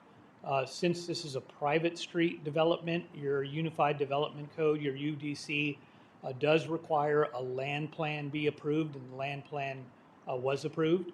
It also requires a location of a private street development in Cibolo must be approved, and council has approved the location for a private street development. The two remaining steps are a public improvement agreement and then the subdivision's final subdivision plat. Oops. So this is a summary of the request for fee credits. And we're going to provide you some of the variables involved in developing the PIA here in this spreadsheet, just to give the council an idea where we're headed in this presentation, and then to have some numbers in mind as we work through the details. First of all, the UDC does require a developer to mitigate the removal of trees whenever they undertake a project, and and we'll go into much more detail. In this particular case, there is a tree mitigation fee that will be assessed against the project for $573,000. There is also an element of our Unified Development Code, the UDC, that requires parkland dedication, and that is 9.2 acres are required. One of the options in Excuse your me, Mr. Vasquez, can you explain why 9.2 acres are required? Yes, we'll go into detail into the code requirement and to how the formula is provided, but basically there's 8% of the gross area of a development must be set aside for park and open space. In this case, that 8% equals 9.2 acres. We have another slide that'll go much more into detail in the parkland dedication. A developer also has an option, several options. One of them is that they can pay a park fee in lieu of donating land or dedicating land, and that's at the rate of $600 per lot. In this case, the amounts to $63,000. So if they elect to pay the $63,000, they are not required to donate or dedicate the 9.2 acres. So the two fees, not the land dedication, but the two fees together would be combined at $637,000 if both fees were paid. So in the future, it would be better if you had the tree mitigation fee for the $573,821, then the parkland dedication, the dollar amount in lieu of, which would be $63,600, with the 9.2 acres beside it saying in lieu of, because it seems like they have to do the tree mitigation, give the 9.2, give the 63.6 for the in lieu of, but they don't if they give the 9.2, they don't have to pay that fee. That's correct. Thank you. So the applicant's contribution to the project and justification for the credits, there is a Wiener Road improvement that is being made to increase the width of the pavement cross-section. Right now, it's probably somewhere around 18 to 20 feet, and the goal is to take that up to 40 feet of width. The developer is providing a cash contribution towards that construction project. It's not a code requirement. They are doing that in the amount of $217,000 and some change. Can you be clear, please? The $217,000 is not required, correct? That's correct. But the easement is required. That's correct, and we're going to get into all the land dedication. It's actually a right-of-way dedication, not a roadway easement. So we will, but I have all those listed in another slide, and we'll get to those as well. Okay.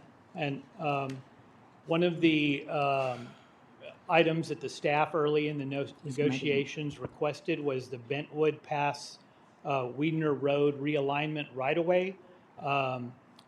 We believe that there is a public safety element to the current configuration of Bentwood Pass where it intersects with Wiedner Road. We think a road without two 90-degree turns in the long run, as density increases and volumes increase and speed increase, it would be good to remove those curves out of that roadway. Even though the present roadway is in the floodplain, the future realigned roadway could also be in the floodplain, or the city could elect to take it out of the floodplain at a great expense, as you heard earlier during public comment. But the current roadway is in the floodplain. Hold on one second. Do you understand what he's saying?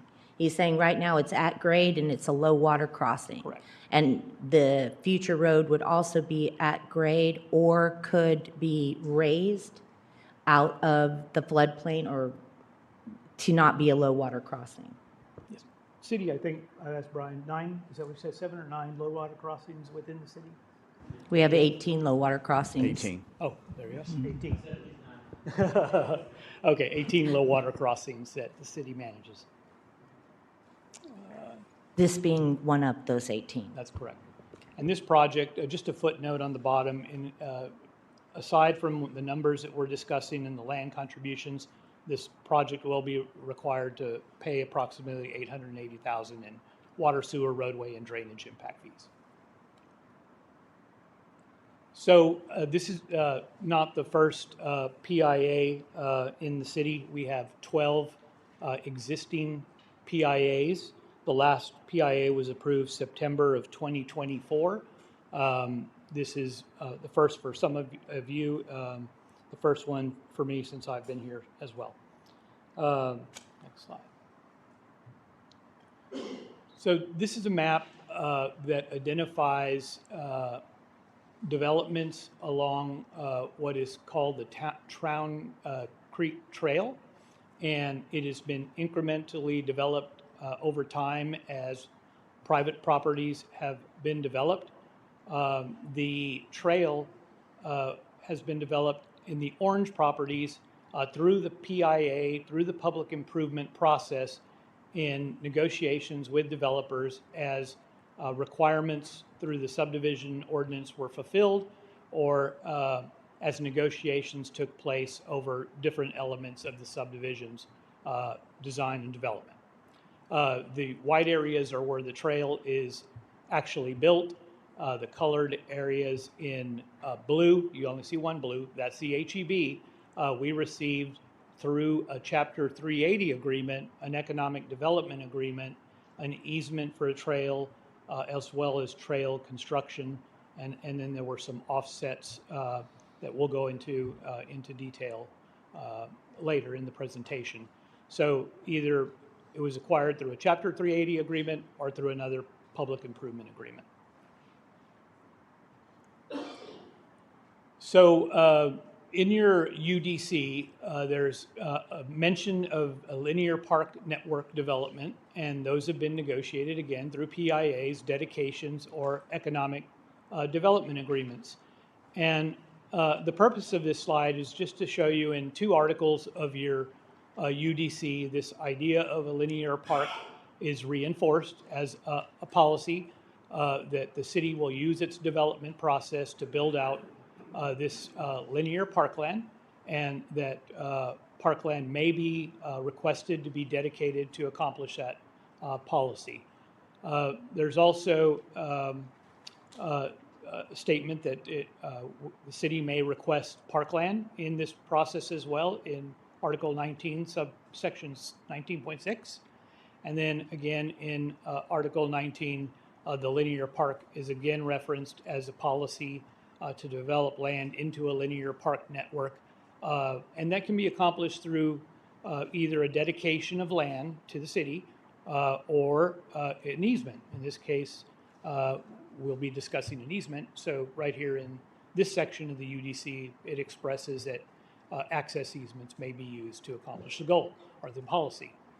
And finally, there is reference in your UDC in Article 19, subsection 12, where the Cibolo, I'm not sure if it's typo or not, that's actually right out of the UDC. It calls it a lineal park. I didn't want to change it because I didn't know whether there was some meaning to that or not here in Cibolo, but the linear park can be achieved by the city potentially acquiring green space using some appropriate legal instrument or a plat reservation to implement the policy of building out a linear park system. So the purpose of this slide is just to show you where it's incorporated into the UDC as a tool. And then in your UDC, in Article 19, you have established general subdivision standards. Specifically, Section 19.6 addresses public and community facilities, the subject of the PIA, our PIA is a tool that we're talking about here tonight. And the purpose of these community facility agreements are spelled out in these 5 points.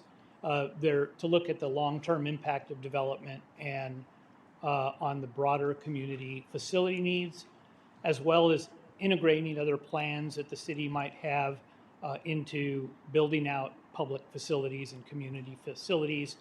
That is one of the reasons why you want to incorporate different elements into a public improvement agreement. And then considerations for streets and open spaces. And the PIA is also a tool to negotiate fairly with the private property owner to construct and build this PIA to facilitate the subdivision's development.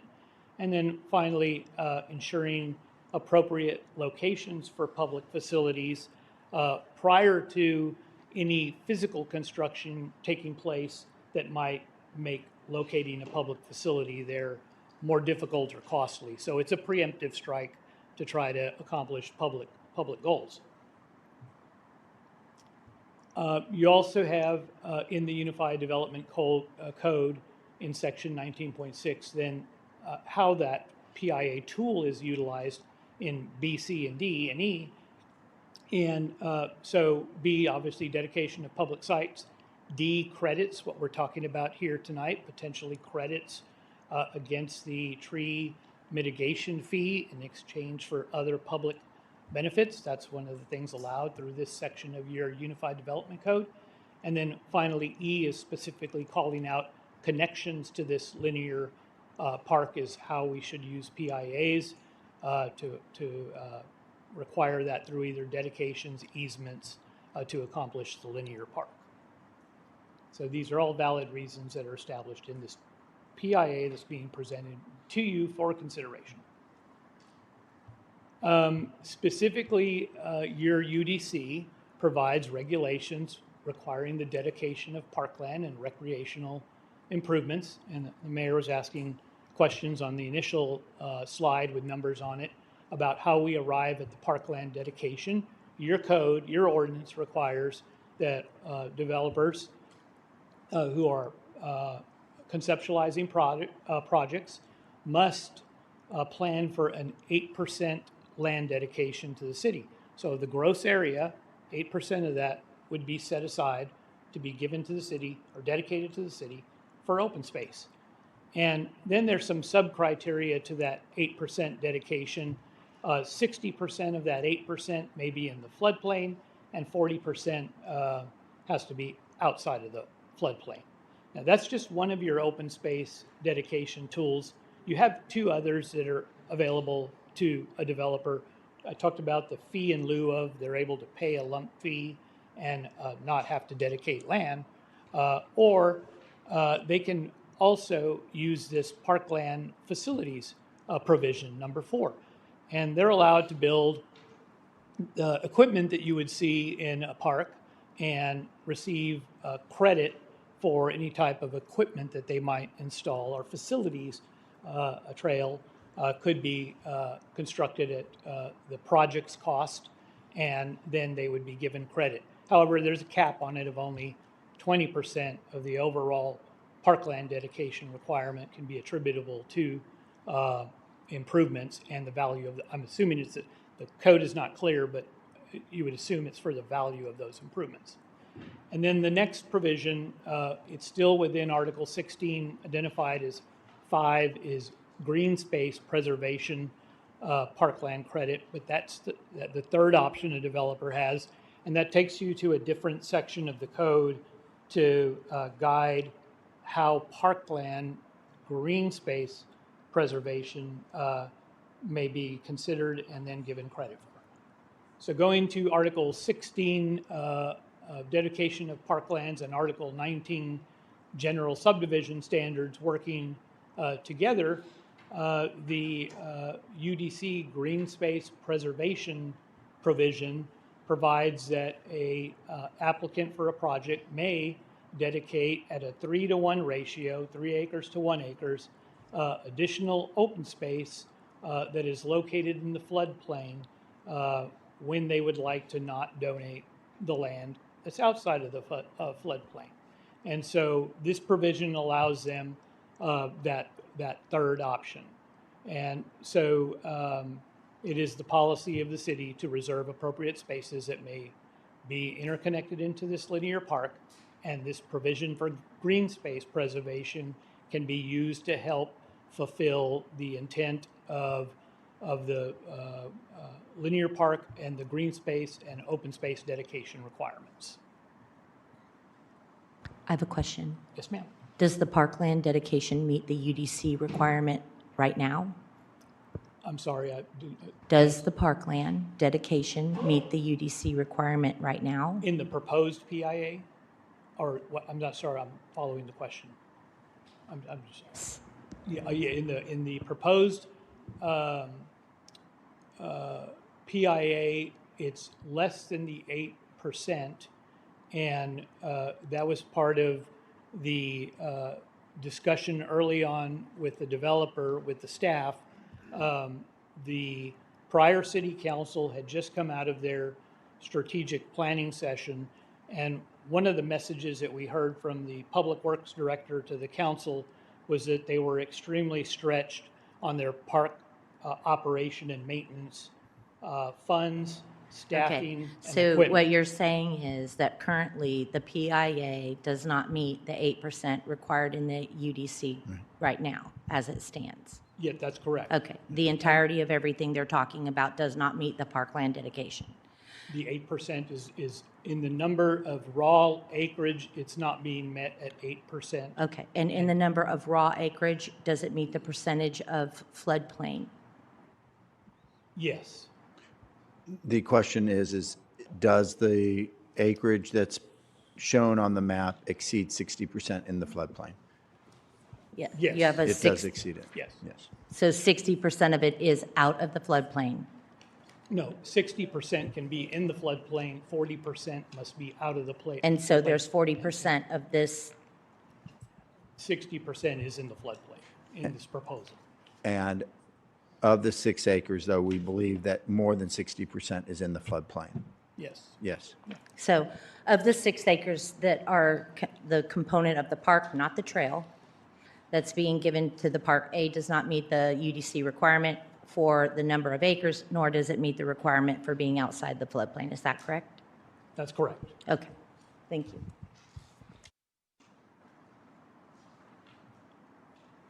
I'm going to let Aaron talk about comprehensive planning and parks planning and the tools that we use in evaluating park-related issues in Cibolo.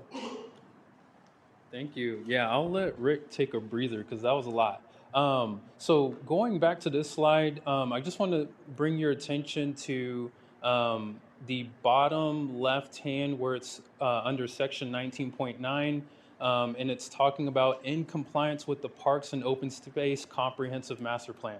So there's a lot of different references to the Parks and Open Space Comprehensive Master Plan within this UDC. And that's what these next couple of slides are about. So the previous comprehensive plan before our current comprehensive plan was adopted in 2016, and that was in effect at the time of our current UDC. So we looked back at that document. Specifically, there is a chapter, chapter 5 within that comprehensive plan, and it's in relation to parks, recreation, and open space. So within that chapter, there's an inventory of all the city's existing park facilities and goals. However, we did not see that this constituted a comprehensive plan because within action P-1.1, the action item for the staff at the time was to prepare a parks, recreation, and open space master plan. So our assumption as current staff is that it was likely at the time that our current UDC was adopted that it was assumed that a Parks and Rec master plan would have been adopted at that time, but it's best practice to prepare more refined park plans. Well, one thing I would like to point out about what you're saying is there was not an assumption. It was actually written into statute. Correct. Yes, ma'am. That's correct. Let's be specific. Correct. It was actually written into statute. Yes, ma'am. Okay. And the linear trail system was an attachment in the comprehensive plan. So just like with a contract, any of your attachments become an executed part of that enforceable contract. This is an attachment to something that was approved and put into place. So therefore, the attachments are all effective as well. So, moving on. Yeah, Thank no, you. that actually leads into this next slide. So there is a map that talks about park needs area within that 2016 comprehensive plan, and they have those needs area, the current needs being shown in that red dashed line, 1/2 mile neighborhood park area. That was the current need. I believe future needs were in those blue dashed lines, also shown within those circles. So just to zoom in, one of those red circles are over this area that show the Slaughter Ranch subdivision as a park need back then. So just wanted to point that out. And then going back. Can you go back to that map Sure. for me?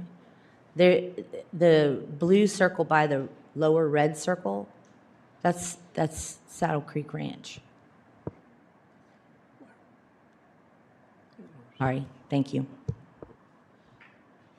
And so basically the purpose of a parks plan is to provide more detailed analysis for the current and future park needs, have parks types as well as facility needs, evaluate the adequacy of parkland dedication requirements which are within our UDC, and identify funding needs and resources for Aaron, park I would like to development. go back to the fact that the 6 acres does not meet the requirement for the park dedication. What you're talking about right here is a trail, correct? This is Which just- they have excluded from the parkland dedication, correct?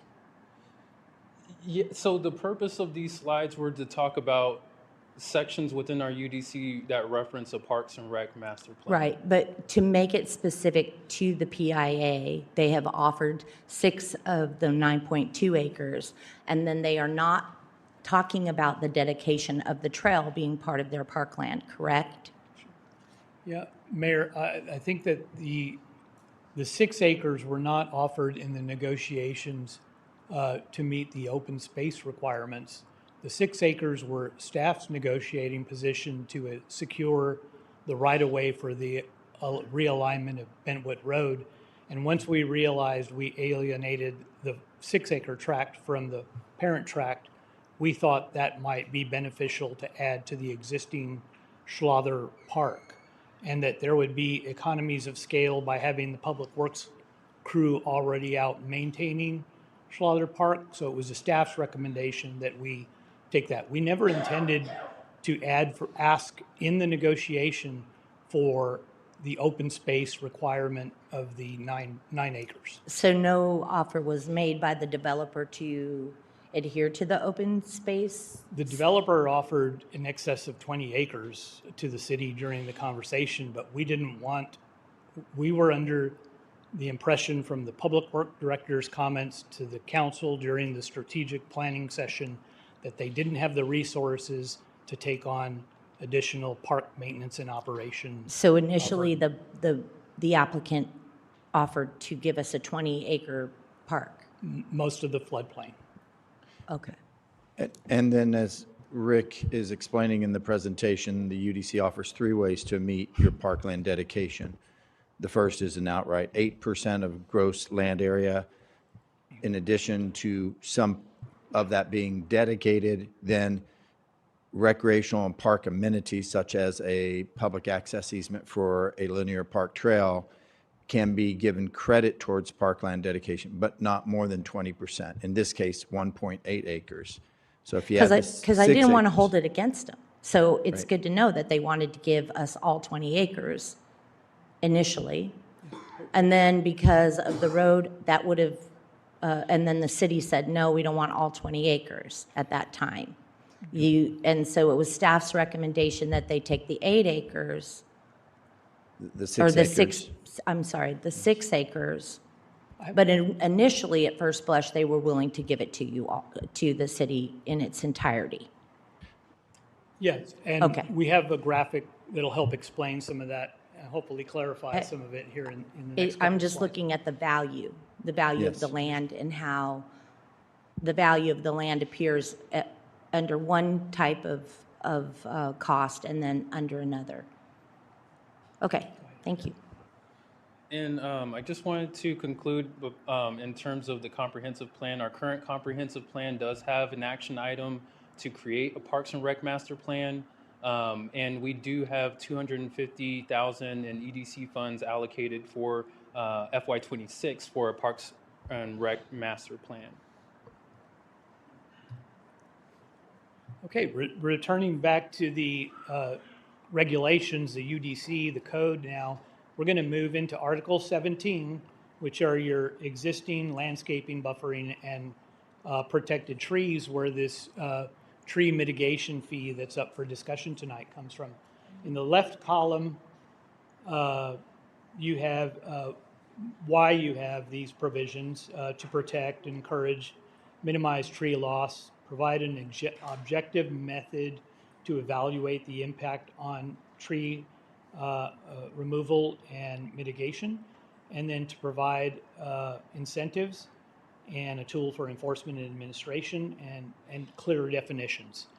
So in the right column, there's some of those clear definitions, and you're going to hear a lot of the terminology here tonight as you're asked to consider exchanges for some of the tree mitigation fee. Protected trees are those trees that are considered 8 inches to 19.9 inches. And then there's a long list of species in your UDC that are considered protected. And if they're not in that list, then they don't fall subject to this regulation. They must be a defined species type. The same thing for the heritage trees. The only difference is the size, 20 to 24 inches, and they also must be on the list. There's also a category called champion trees, and those are designated by City Council. I don't know if we have any. Not aware if we have any at this time, but it is a tool available to the council within your UDC in Article 17. Now, dead trees are not considered a protected tree, and therefore they're not subject to these calculations.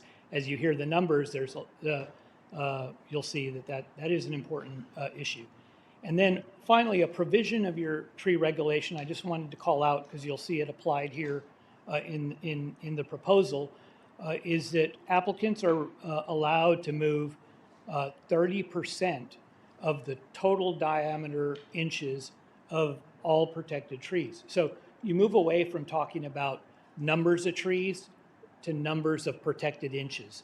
And so you'll hear a lot of, don't think of this in terms of how many trees we're going to save, think of how many inches you're going to save or how many inches they will add. That's the way the formula works. So starting on this project in particular, they have undersized preserved trees. They have 130 of those, and that amounts to 556 inches. Then they have preserved protected trees that are 8 to 19 inches. They have almost 1,400 of those, and that totals 16,000 inches. So for a total of this category, they have 1,511 trees that will save 16,717 inches. Then preserved heritage trees, 20 inches to 24 inches, 23.99 inches, they have 80 of those that total 1,700 inches. And then 24 inches above, they have 83 of those trees, and that totals 2,400 inches for a total of 163 trees and 4,124 inches. Then they have removed trees, 4 to 7.99 inches. They have 16 of those. It totals 92 inches. Then 8 to 19, 900 of those. That's 10,000 inches. And then the next category at 1,600 inches and 1,600 inches for a total of 1,063 trees or 14,000 inches that will be removed. And a lot of dead trees. 797,000 dead trees, 10,600 inches. And again, a dead tree is not considered a protected tree and is not subject to the tree removal permit requirements. So this is the analysis that is performed by the applicant and their arborist, and I believe he's here tonight. So please reserve your technical questions for him because I am not an arborist and I don't know much about trees and species and all those things. But the formula does give you an idea of the exercise they went through. Every tree on the property was surveyed and measured and tagged and given an identification number, and that results in these numbers. On the bottom graphic, there's the total number of inches that that are calculated in the fee, the 46,000, the 30% removal, the remainder, the mitigation, and then the total preservation fee mitigation at 771,000.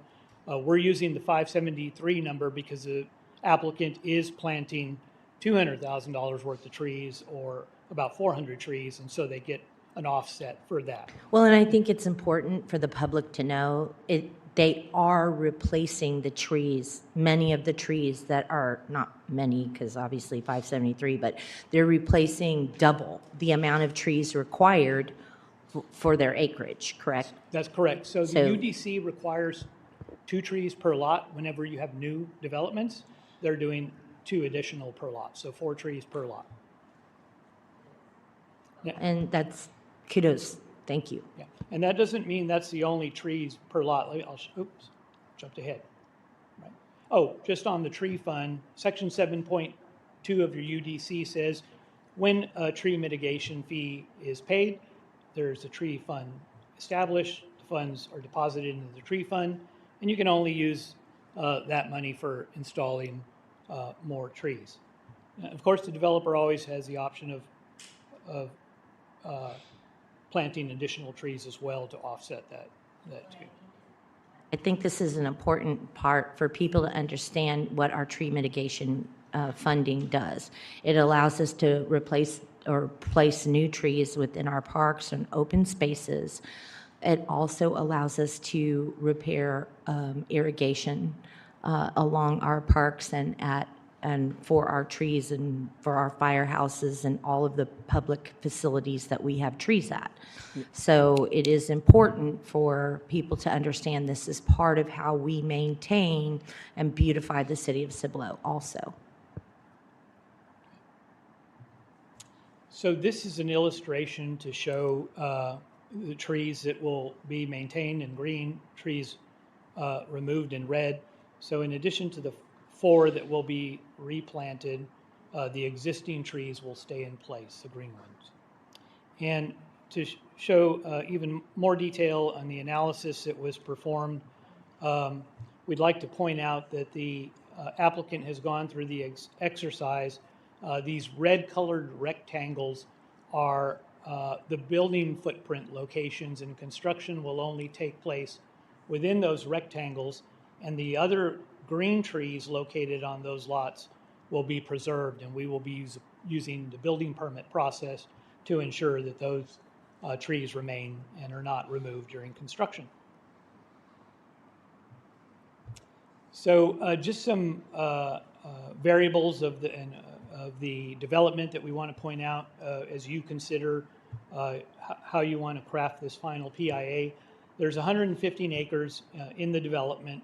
There will be 106 1/2 acre lots, 2 lots to the acre. That's our SF2 zoning district, a very low density zoning district. They will have private streets. There's a proposal for a public trail easement to connect Schlother Park to the Tolly Nature Preserve, and a 6-acre expansion of the Schlother Park. This will be a gated community. They will pay traffic impact fees, they will pay water and sewer impact fees, and they will also pay drainage impact fees. And so some of the right-of-way dedications, this is land that will come from the property and be provided to the city for roadway improvements. Some are required and some not. The arterial road right-of-way dedication at Green Valley and Weidner Road, and you'll find that in PIA section 2.3. They are proposing a cash contribution for pavement widening along Weidner Road. The Town Creek Regional Trail easement, and that's in your PIA section 2.4. the right-of-way dedication to approve the alignment of Bentwood Pass at Weidner, the removal of the 290-degree intersections. That's in PIA Section 2.2. Parkland dedication for the Schlother Park expansion. And then, again, the cash contribution for tree mitigations. Mr. Vasquez, before you leave this, there's just a typo on this, and I want council to be clear. Weidner Road is identified as a collector on our MTP, so where it says arterial roadways, just please note Weidner is a collector on the MTP. Thank you. And we want to point out how we've approached this PIA somewhat differently than the 12 before it. There was conversation about the Saddle Creek situation. We're aware of the drainage issues. In the construction of this code, one of the challenges the Saddle Creek property owners have faced is meeting the property maintenance code and the ordinances that the city has. Their grass grows too tall and they're required to mow that below 12 inches or they're in violation. They can be issued citations by the city and taken to court. We don't do that. We try to work with the HOA, but nonetheless, it is an issue. So in this development where the HOA will become responsible for the open space within the floodplain, they'll have the option to enter into a natural habitat management program with a certified organization to be able to plant native grasses and allow it to grow in a more natural state. So the HOA is going to maintain the 30-foot of floodplain where the trail is? No, the floodplain, the trail will be an easement, and we would be responsible for maintenance. So we would maintain the 30 feet of the floodplain, of the AE floodplain? We'd maintain the 30 foot of trail? 30 foot by 3,000 Okay. So we would mow it and take care of it and do all of that work? That's correct. Which is exactly what Saddle Creek Ranch asked us to do, just the floodplain, and we didn't have the money to do it at that time. So no, go ahead, please. Sorry, I did not have that on. This is an easement that when the trail is constructed, so that's a 10-foot wide concrete trail, we would mow 10 feet to either side. That's just to keep tall grass away from a trail, a public trail, because what hides in the grass you don't want right up to a trail. And that's what we would do, Mayor. It's when we use that easement, when we construct the trail, then we would be responsible for maintaining that. As opposed to the 20 acres that the developer originally offered the city, then we would maintain we could maintain the 20 acres in also a native state. The city could do that in our capacity. Could we maintain it in the native state? That would be up to the council. I would like to give just a little bit more background that when we started this negotiation, again, we were very concerned about taking on the burden of additional open space maintenance and operation. So that trail was initially 10 foot by 3,000 foot, but our Public Works Department said maintaining the 10-foot concrete trail on the concrete would be difficult. So they asked for the additional 10 feet on both sides. That was a request by our Public Works Department. So the easement went from 10 foot by 3,000 to 30 foot by 3,000 at Public Works request.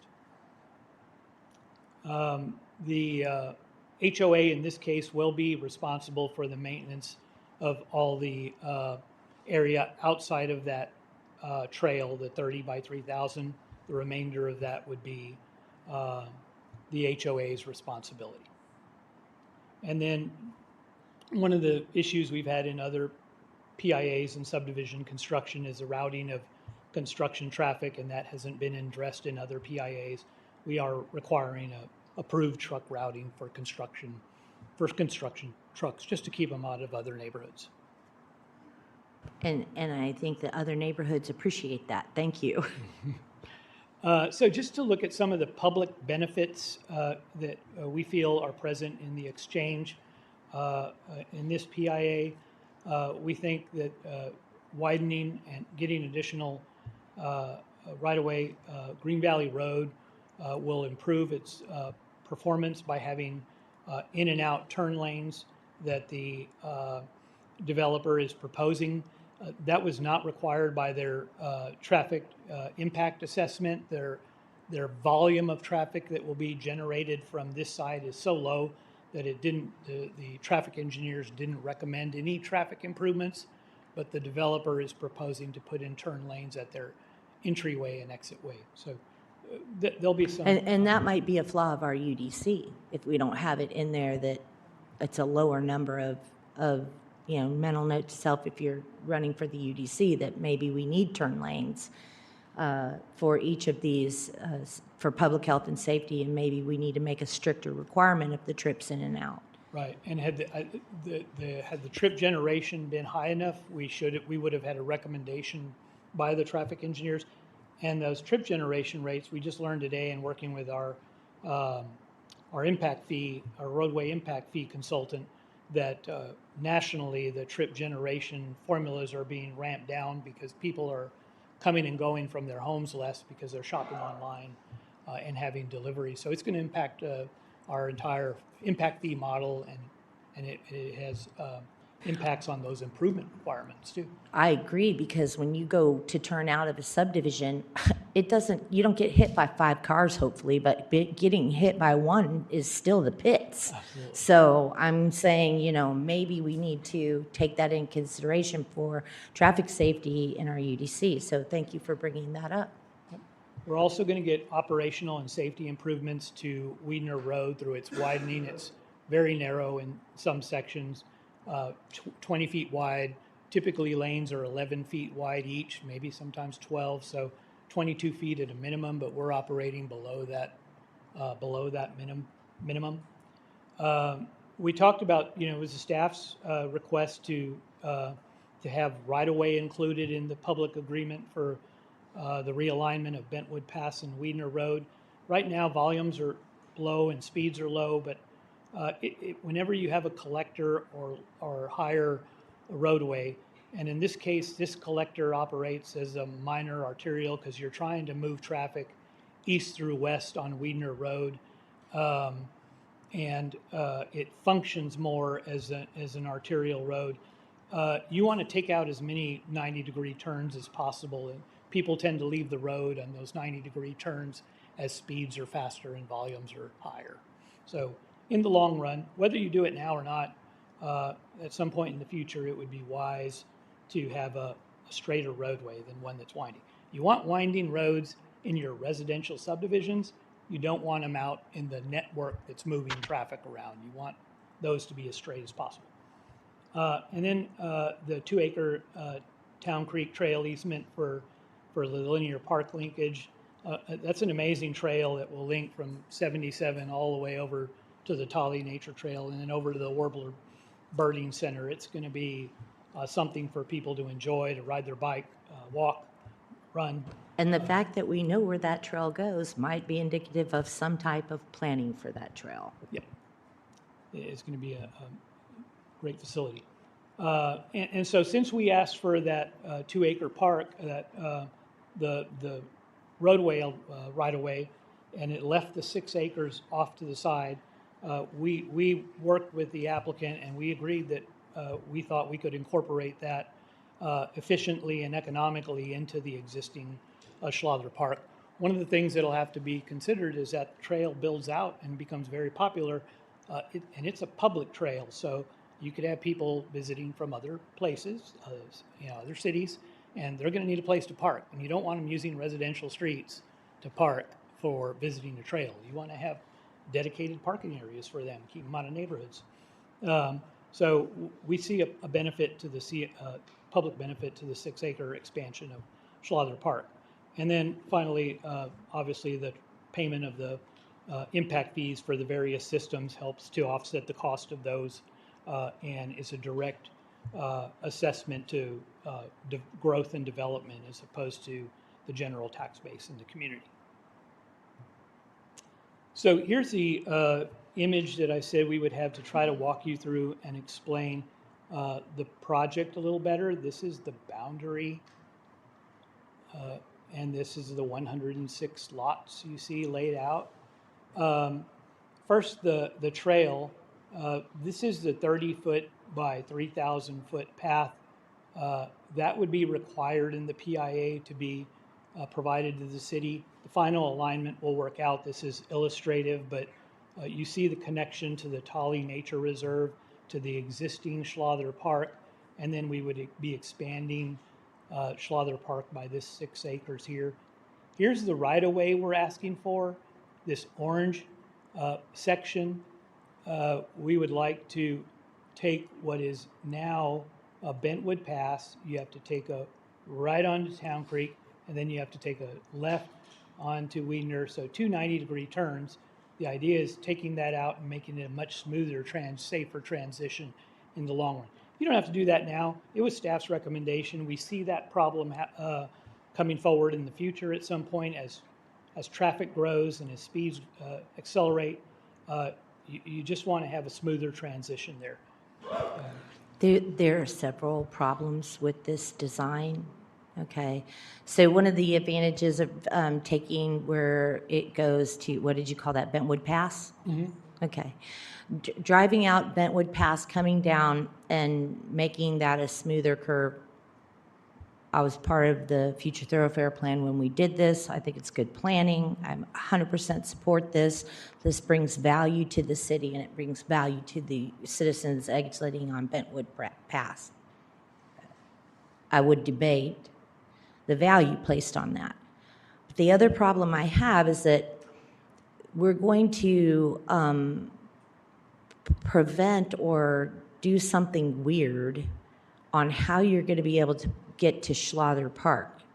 If you're saying you're making those two components congruent, then there would either be a weird unused road between them, or there would be some weird way to go out on Bison. Katie, you said that road's called Bison, and we'd still have to maintain a portion of that road in the floodplain. So we'd have a new road in a floodplain, and we'd have a portion of the floodplain road that would take, because I don't think it would be appropriate to cut off the residents from Buffalo Crossing from using Schlother Park. Or, And Mayor, if I may. Yeah, I don't think anybody wants that. So there's this weird little thing that we've got to figure out how to make it congruent, because it is, and maybe perhaps drive more value for the applicant because they're wanting the highest value. The acres they were willing to just give us before, right? Now they want a value assigned to them. I'm down with that. I'm a landowner, okay? But that's odd. That's weirdly planned. Yeah. And for us to enter into a PIA about it, and also the trail. So the trail, how it's made, how it ties into Schlother, how it ties back into Bentwood, these are still questions, because one of the things that we have, what we're saying in this PIA is that we will maintain basically the AE floodplain, and for 30 feet all the way up to the top. And it doesn't do us any good to own that floodplain without the trail. There's no value to us as the city to get that without the trail. And so we negotiated with another, in another kind of instrument, the 380 agreement, for the trail to be a part of it, or we did some type of negotiation for that. So what conversation has been had with the developer about funding that trail, and how much would a trail like that cost? Because that would bring value. Well, first I want to back up and talk about the right-of-way easements. So the right-of-way easements are required. We know this. The additional $217,000 that they're giving us is a more than fair trade. That is right off the top. That there should be no question that is a good deal for Cibolo and for the developer. So I think if you look at the overall component of that aspect, slam dunk. Well done, guys. But the park, the trail, the weird curvy road. These are things we're going to still need to work on. And I don't think we're going to be able to solve that issue tonight, because I would like the council persons to go back and take a look, because we also want to, we're asking this developer to give us the stretch from Bentwood Pass down to Weidner. Okay, we're making an ask for that, for the Bentwood Pass people. That has value to us. There is value in that ask, right? And it is inappropriate for us not to see it. Right now, because of the way it is, it looks, and I don't want to be disrespectful, but it's worthless, because you're going to come off there. What are the poor people off of Bison Lane going to do? How is the parks going to be congruent? It's a hot mess.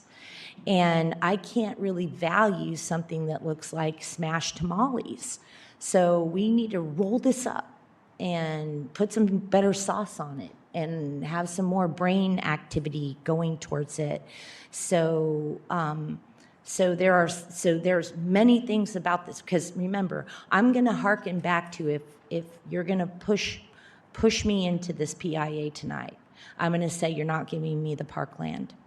And you're not giving me parkland out of floodplain. Come to find out, that wasn't the developer's intent. The developer's intent was, take it all, have the beautiful piece, which I'm not sure I don't want to have a discussion about. I'm just saying, it's an AE floodplain. Maybe we should get into horticulture or something for the safety of our citizens. So I have, council, I have requested us to come back to this and take a look at it, because there are many good parts of this. Don't get me wrong, I like the 217, I'm fine with that. I love the linear park. I definitely want the linear park there. And I think it's an attractive feature. I don't know that it's $300,000 without a trail in it worth it. I mean, come on, concrete's not cheap. I'm not dumb, but we don't have the capacitance right now to even have a conversation with another community that's struggling through asking for the exact same thing. It would be grossly irresponsible of this legislative body to just be like, yeah, well, that's them.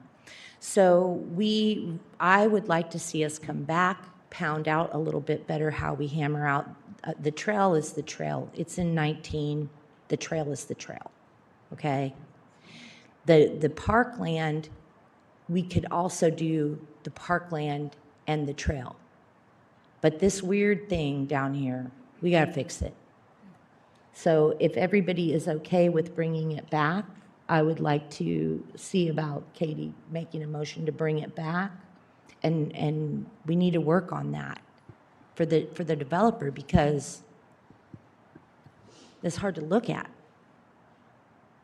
I agree with the workshop. I've voiced my concerns already a few times. We've had PIAs in the past prior to y'all, prior to Mr. Reed, that have not worked out so great for the city. They were great deals for the developers, fantastic for them. They did a really great job negotiating. And the city is now cleaning up the mess and dealing with Residents who are trying to clean up the mess. everything as a result of some of those.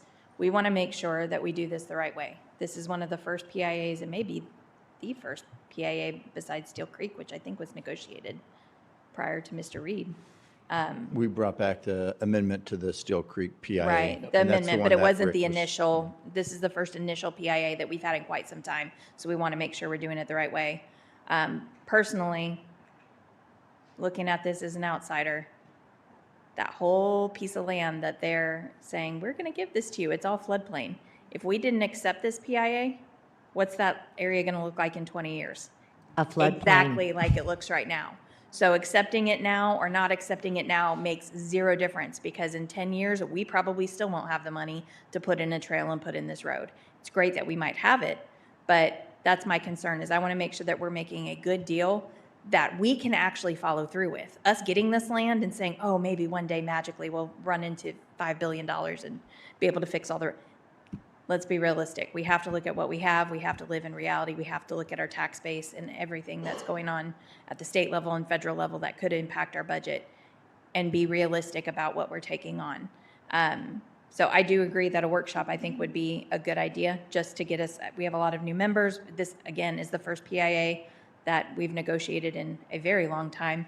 So I will make a motion to hold a workshop to discuss this PIA and PIAs in Second. general. I can second that. I just want to make a quick comment. Well, go ahead. I would like to kind of go off what Ms. Cunningham has said, the fact that this is in a floodplain. I mean, I have my own personal issues behind this, because I drive down Weidner Road at least 3 or 4 times a day.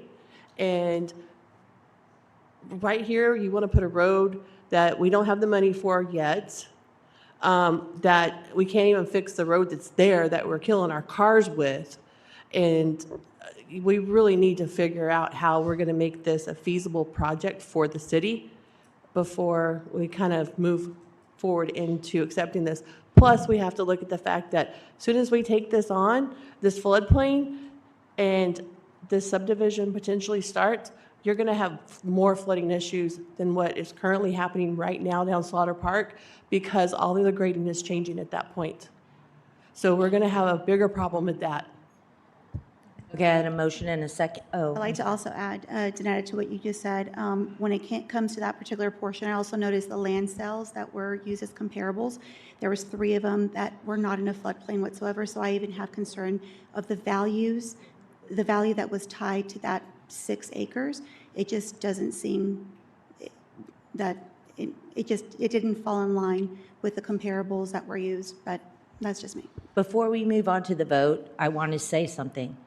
There is value in the road that comes off of Bentwood Ranch and follows our future thoroughfare plan. So just, there is value in that. Okay, I have a motion and a second. I had a motion from Ms. Cunningham. I had a second from Summer Marie Brown. Yes, ma'am. We're moving it to a workshop. Yes. Mayor, the applicant is here and would like to speak, if the council would like to hear from them. I mean, restate that, I'm sorry. The applicant is present and would like to speak to the council. Okay, yes, absolutely. I'm sorry for not inviting you up earlier. Oh, it's quite all right. Welcome. You guys were deep in discussion. Thank you so much for the time. As you guys decide to go into a workshop or discuss it further, I just wanted to kind of round up some items or maybe help with some of the questions that you have. I think everyone is heading in the right direction. When we, many months ago, thought about rezoning the project, it was voted against. So we decided to lean into the half acre. We heard that loud and clear. But we wanted to create a community that was private, it's gated, and exclusive, and a benefit to the city. So, you know, we have all this green space. When we met with city staff, there was a request, as you guys well know, for the roadway and multi-use path and what have you. And so, Madam Mayor, you said it earlier, there is value to that land. We don't have to do anything. We can just go on our merry way and don't even really need a PIA. We can pay our mitigation fees and everyone does their own thing. We didn't want to do that. We wanted to establish a collaborative effort with the city. We like the city of Cibolo. We want to continue developing the city of Cibolo. So we felt it was prudent for us to work with the city of Cibolo to have this exchange. All we're asking for was our tree mitigation fee that we have, that currently is rounded up to about 500 and whatever this is, 570,000, more or less, maybe less. But in lieu of that, give you, the city of Cibolo, deed you the property. What you do with the park and how you design the roads and the multi-use path and all that kind of stuff is really up to you guys. It's yours. It would be 573 plus 63, 6K. That's what we're asking to waive. Right? Yes, ma'am. So you're asking us to give you almost $673,000. With all due respect, you're not giving us anything. No, that's what you would pay us. Right. But in other Yes. words, Right. There'd be no payment, but you'd have the land at a value. So if nothing were to be there, you come back later and decide, we really want that multi-use path, and we really want to build this road, the developer's not going to be around anymore. I'm highly motivated for the path, and I'm highly Yeah. motivated for you to make an I offer know, to pay for the and path. I get that. I'm just trying to get to think in a different way. Yeah. You come back and now you're dealing with an HOA, and I think the values are going to be a lot more expensive. Please don't think of this motion to have a workshop as a bad thing. Right. No, This is not at is- all. But I definitely, I'm sorry to cut you off. I just wanted to make sure that we're all on the same page and with the presentation. And if you had any questions for us, we're here to answer them as well. Realizing I think we're heading in the right direction. We've been wanting to work something out for some time, and hopefully there is one coming soon. Yeah, I think your development is going to be very beautiful. We think so too. Thank you. Thank you. All right. Can I ask a question, actually? Can I ask you a question, real quick? When it comes to that detention pond right there next to the path, are y'all going to prep that in any way? What are y'all going to do to that? Is it going to stay the way that it is? Yes, ma'am. Okay. And it's a stock pond right now. Yeah, it's a stock pond, and again, it was our intention to leave that in its natural state. I think there's beauty behind that, whether the multi-use path goes through there, having residents enjoying the residents. It's a habitat. I'm sure there's all kinds of critters and stuff running around there, and I think that's what makes the place unique in that regard.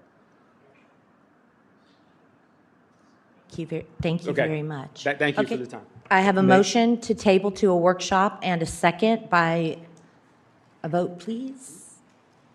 And Mayor, the intent is for that workshop to be at the next meeting, if at all possible. Is that correct? Yes, I thought Okay. we had already kind of scheduled it, just in case. Yes, there is a pre-meeting for some kind of city officials planning. Can you please explain to them the pre-meeting workshop, and then, we're not going to do it in a workshop. I thought we were going to do it in the actual, Meeting.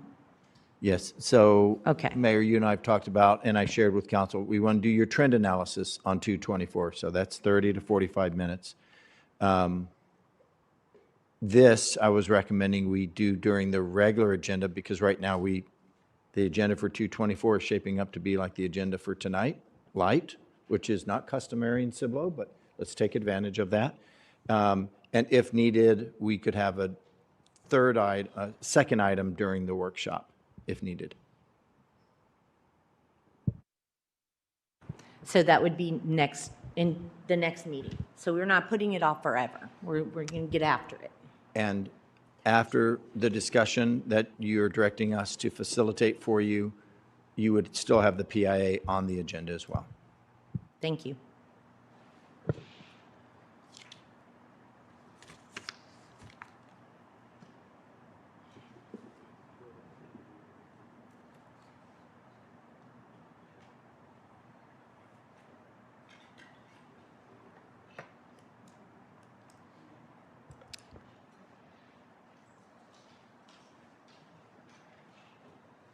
We are moving it to the next event. Okay, discussion, action on the fiscal year 25 annual report and the updated fiscal year 26-27 council strategic plan, including the public posting of these documents on the city website. Mr. Morris and Mr. Reed.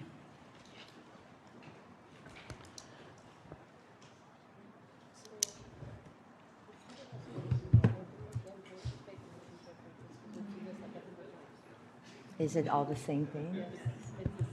Mr. Reed, Mr. Reed, Mr. Reed? Yes, Mayor, I Is- was just getting my computer back up. Is there something new in this, or do we just go ahead and approve for you Right. to post it? This is very fast item because at the January 27th meeting, council directed staff to move forward with bringing this back for your approval.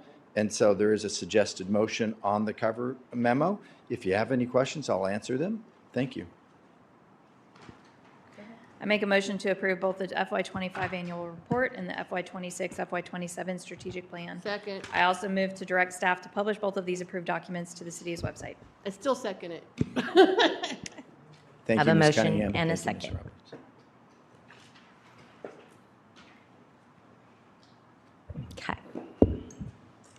Has everybody voted? Yeah. Thank you. I look forward to our workshop and your work on the trend Me analysis. too. Yes. Thank you. Discussion from council members that have attended seminars, events, or meetings. Mr. McLaughlin. Okay. I toured animal services, Cibolo Animal Services recently, so it was really good. I could see that the staff are a little short right now with others who are out, and so they walked me through their operations and explained some of the foster process, which I do think is going to be something beneficial that we push going forward so our residents understand that. I also went to the Smoothie with a Cop on Saturday, and so I got to speak with some of our Cibolo PD officers, firefighters, and graduates of the Citizens Police Academy. And then this afternoon, I went to Grampy's. They had America's Best Restaurants there filming, which is huge for Cibolo, so looking forward to when that comes out. And if you go on America's Best Restaurants, actually, it doesn't show any other restaurant that they've filmed for our city, so it's pretty cool that we're getting that national level recognition. That's awesome. Councilwoman Cunningham? I also went to Smoothie with a Cop. The police and fire were there. They had a lot of different people out. It wasn't the same fire department that showed up to put out the fire on my street this week, but thank you, fire department, for doing that. We were all looky-loos outside, like sweeping our sidewalks and vacuuming the grass and all of that to see what was going on. We had a youth council meeting last Thursday. It was really just, it was a good meeting where kids talked about creating other subcommittees. They came back really rejuvenated and energized from the youth council summit, which we went to at the end of January. I drove up with Sarah, who was here earlier, and then 5 kids in our car. It was the longest drive of my life, 6.5 hours to get to Dallas. But we had a good time. Ms. Brown and Ms. Sanchez-Stevens also came to the summit, and Mr. Huggins and his wife were there as well. And it was really great to hear from other cities and see how their youth councils are set up. So one of the things I want to bring back in the future and discuss about kind of changing the way that we do our youth council to make it more productive and more impactful is to have them have a project. I mean, I've talked about projects a lot, but for example, the city of San Marcos, their youth council does a charitable volunteering every month, and then once a year they plan a youth conference for all of the youth of their area. They don't have to be on youth council, it's everyone in San Marcos, and they actually partner with the school district to send out a needs assessment survey to all of the students that are youth council age in all of the school districts to see what the students really need. Another thing that one of the youth councils does is in August of each year, they have a youth council retreat where the youth council members come together and they plan out their year. Like we have our retreat in the spring for strategic planning, they come together and have their retreat and come up with their plan for that year so that they can hit the ground running. There was a lot of really, really good information. I have a bunch of contacts that I need to reach out to and set some stuff up with. Good ideas for different organizations in our community to partner with, good ideas for different events that we can do together. So very exciting. The kids were super excited to come back and have a plan moving forward. So I believe on the next council agenda at the end of February, right? That's when we asked them to come and do a presentation. So the youth council is going to come and do a presentation on some of their ideas and what they learned so far in the last year and a half. Very motivated kids, going to do big things, very excited about this.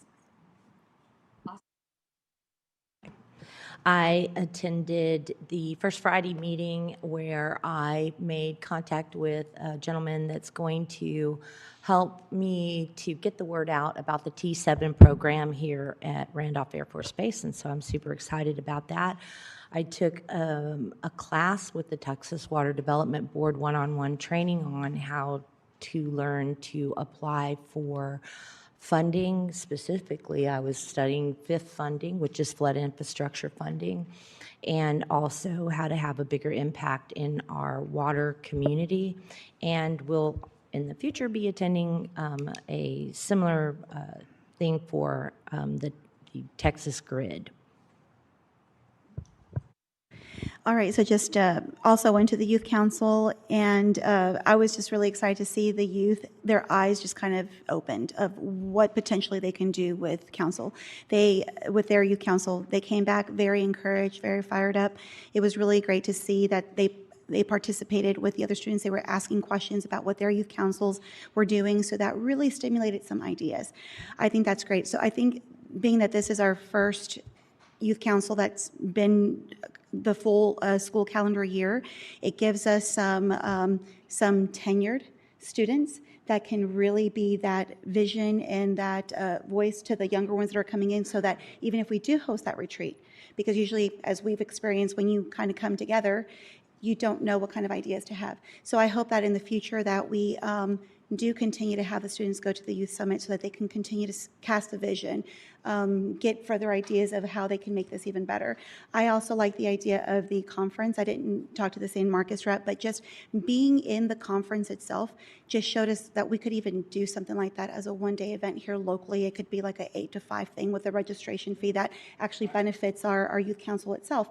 And I think that even they already have the rubric of what kind of speakers to get. I think between all of us, we know a lot of people. We can engage maybe public speakers and kind of help do that with our youth council. But I also just, was even further encouraged of how much more we could also do alongside with our youth council. So having said that, really enjoyed having spent the time. It was very well worth it. I'm going to already tell you that we're going to hit y'all up for more money for the youth council during budget season. So we're just going to throw that out there.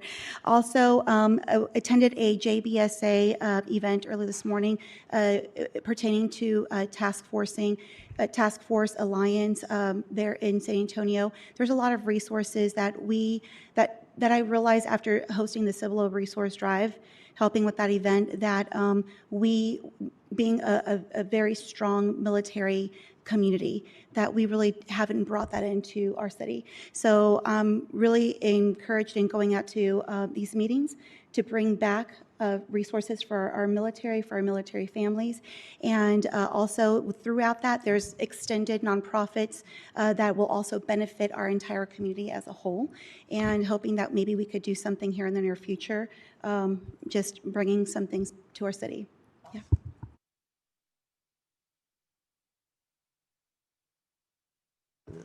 Of course, CRWA budget, our board of trustees meeting was last night. We're going to be holding a budget meeting on the 23rd to discuss what to do with the overage that CRWA collected and how we're going to provide it back to the entities. So I'll be bringing that hopefully back to y'all first part of March about what we're going to do with that part. And then was at the Parks and Recs Commission. They have a really great idea to promote Swaller Park and doing like disc golf, not tournament, but kind of tournament with a local disc golf pro here in Cibolo that has a shop off Tolly Road. So I thought that was a great thing. They're really getting pumped up for their trying to bring different ideas and different events to our parks. And that's about it for now. Thanks. Okay, so I think I had a pretty busy couple weeks. I spent time with the youth as well at the Cedar Hill Teen Summit, which included discussions with the youth leadership, civic engagement, collaboration with the other communities, which was really amazing. We got some great ideas on what to do here in our city, and our kids had some great ideas too. They were really excited. They opened up to us. It was amazing. I got to watch them dance. And kind of engage with the other kids. I also spent some time with our senior center this week. I went and did line dancing with them. That was interesting. They have more energy than I, but I had a really good time. Also, I attended a couple board meetings and things like that, our related responsibilities. I love serving on the interview committees for the boards and commissions, and I look forward to more, learning more. Yeah, so, and also did the JBSA partner, First Fridays is what it was called, I guess. Got to hang out with the brand ambassador for Max and Louis, so that was so cool. Yeah. We did a lot. Yeah, Max and Louise, shout out to them. Okay, discussion on items the city council would like to see on future agendas.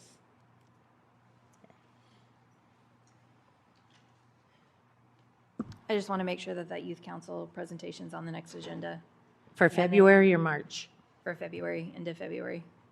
Probably need to send a reminder to them. And I have a Ms. Cunningham, that means that would have to have it done by this Friday. and I don't know that we can have Then it get it done. maybe the end of March, because that There we go. first That would meeting be in a mon- March is right before spring break. That'd be better. Okay, so Katie, end of March. do we also want to maybe bring an agenda item for a subcommittee for the youth council so we can start working together? Okay. So on the Yes, next after the agenda, youth summit, Ms. Brown, Ms. Sanchez-Stevens, and I had talked about having a council subcommittee for the youth council, where we could work more closely with the adult volunteers and Mr. Huggins on pushing things a little bit further, advocating for budget, things like that. I'm just going to ask you guys to be very careful because it's going to restrict some inclusion. If you know what I mean? Because if you're a subcommittee and then you add one more, What do you mean?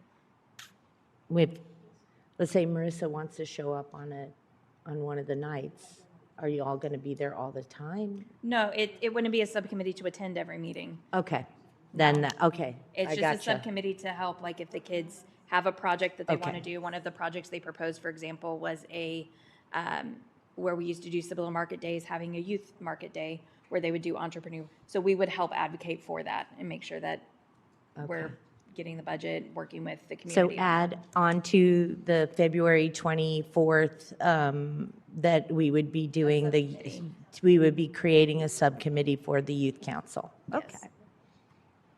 And then another thing, Mr. Reed, we had talked about the HOA workshop.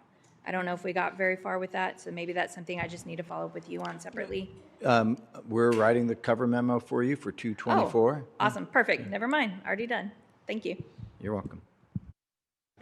So do we need to add it to the, No, we're already working on it based upon the conversations I've had with Ms. Cunningham, and Nicole is helping me with the cover memo. We have past material, so 224. fantastic, okay.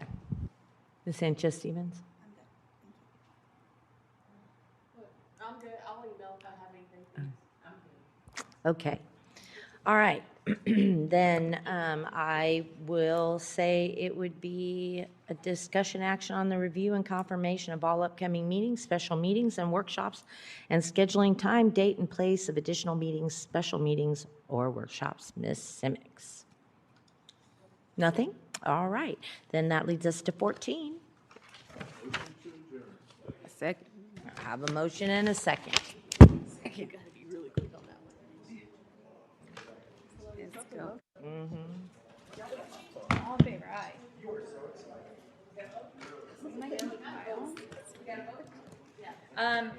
Senior prom is on Saturday. It is not, it is 1,000% not a campaign event.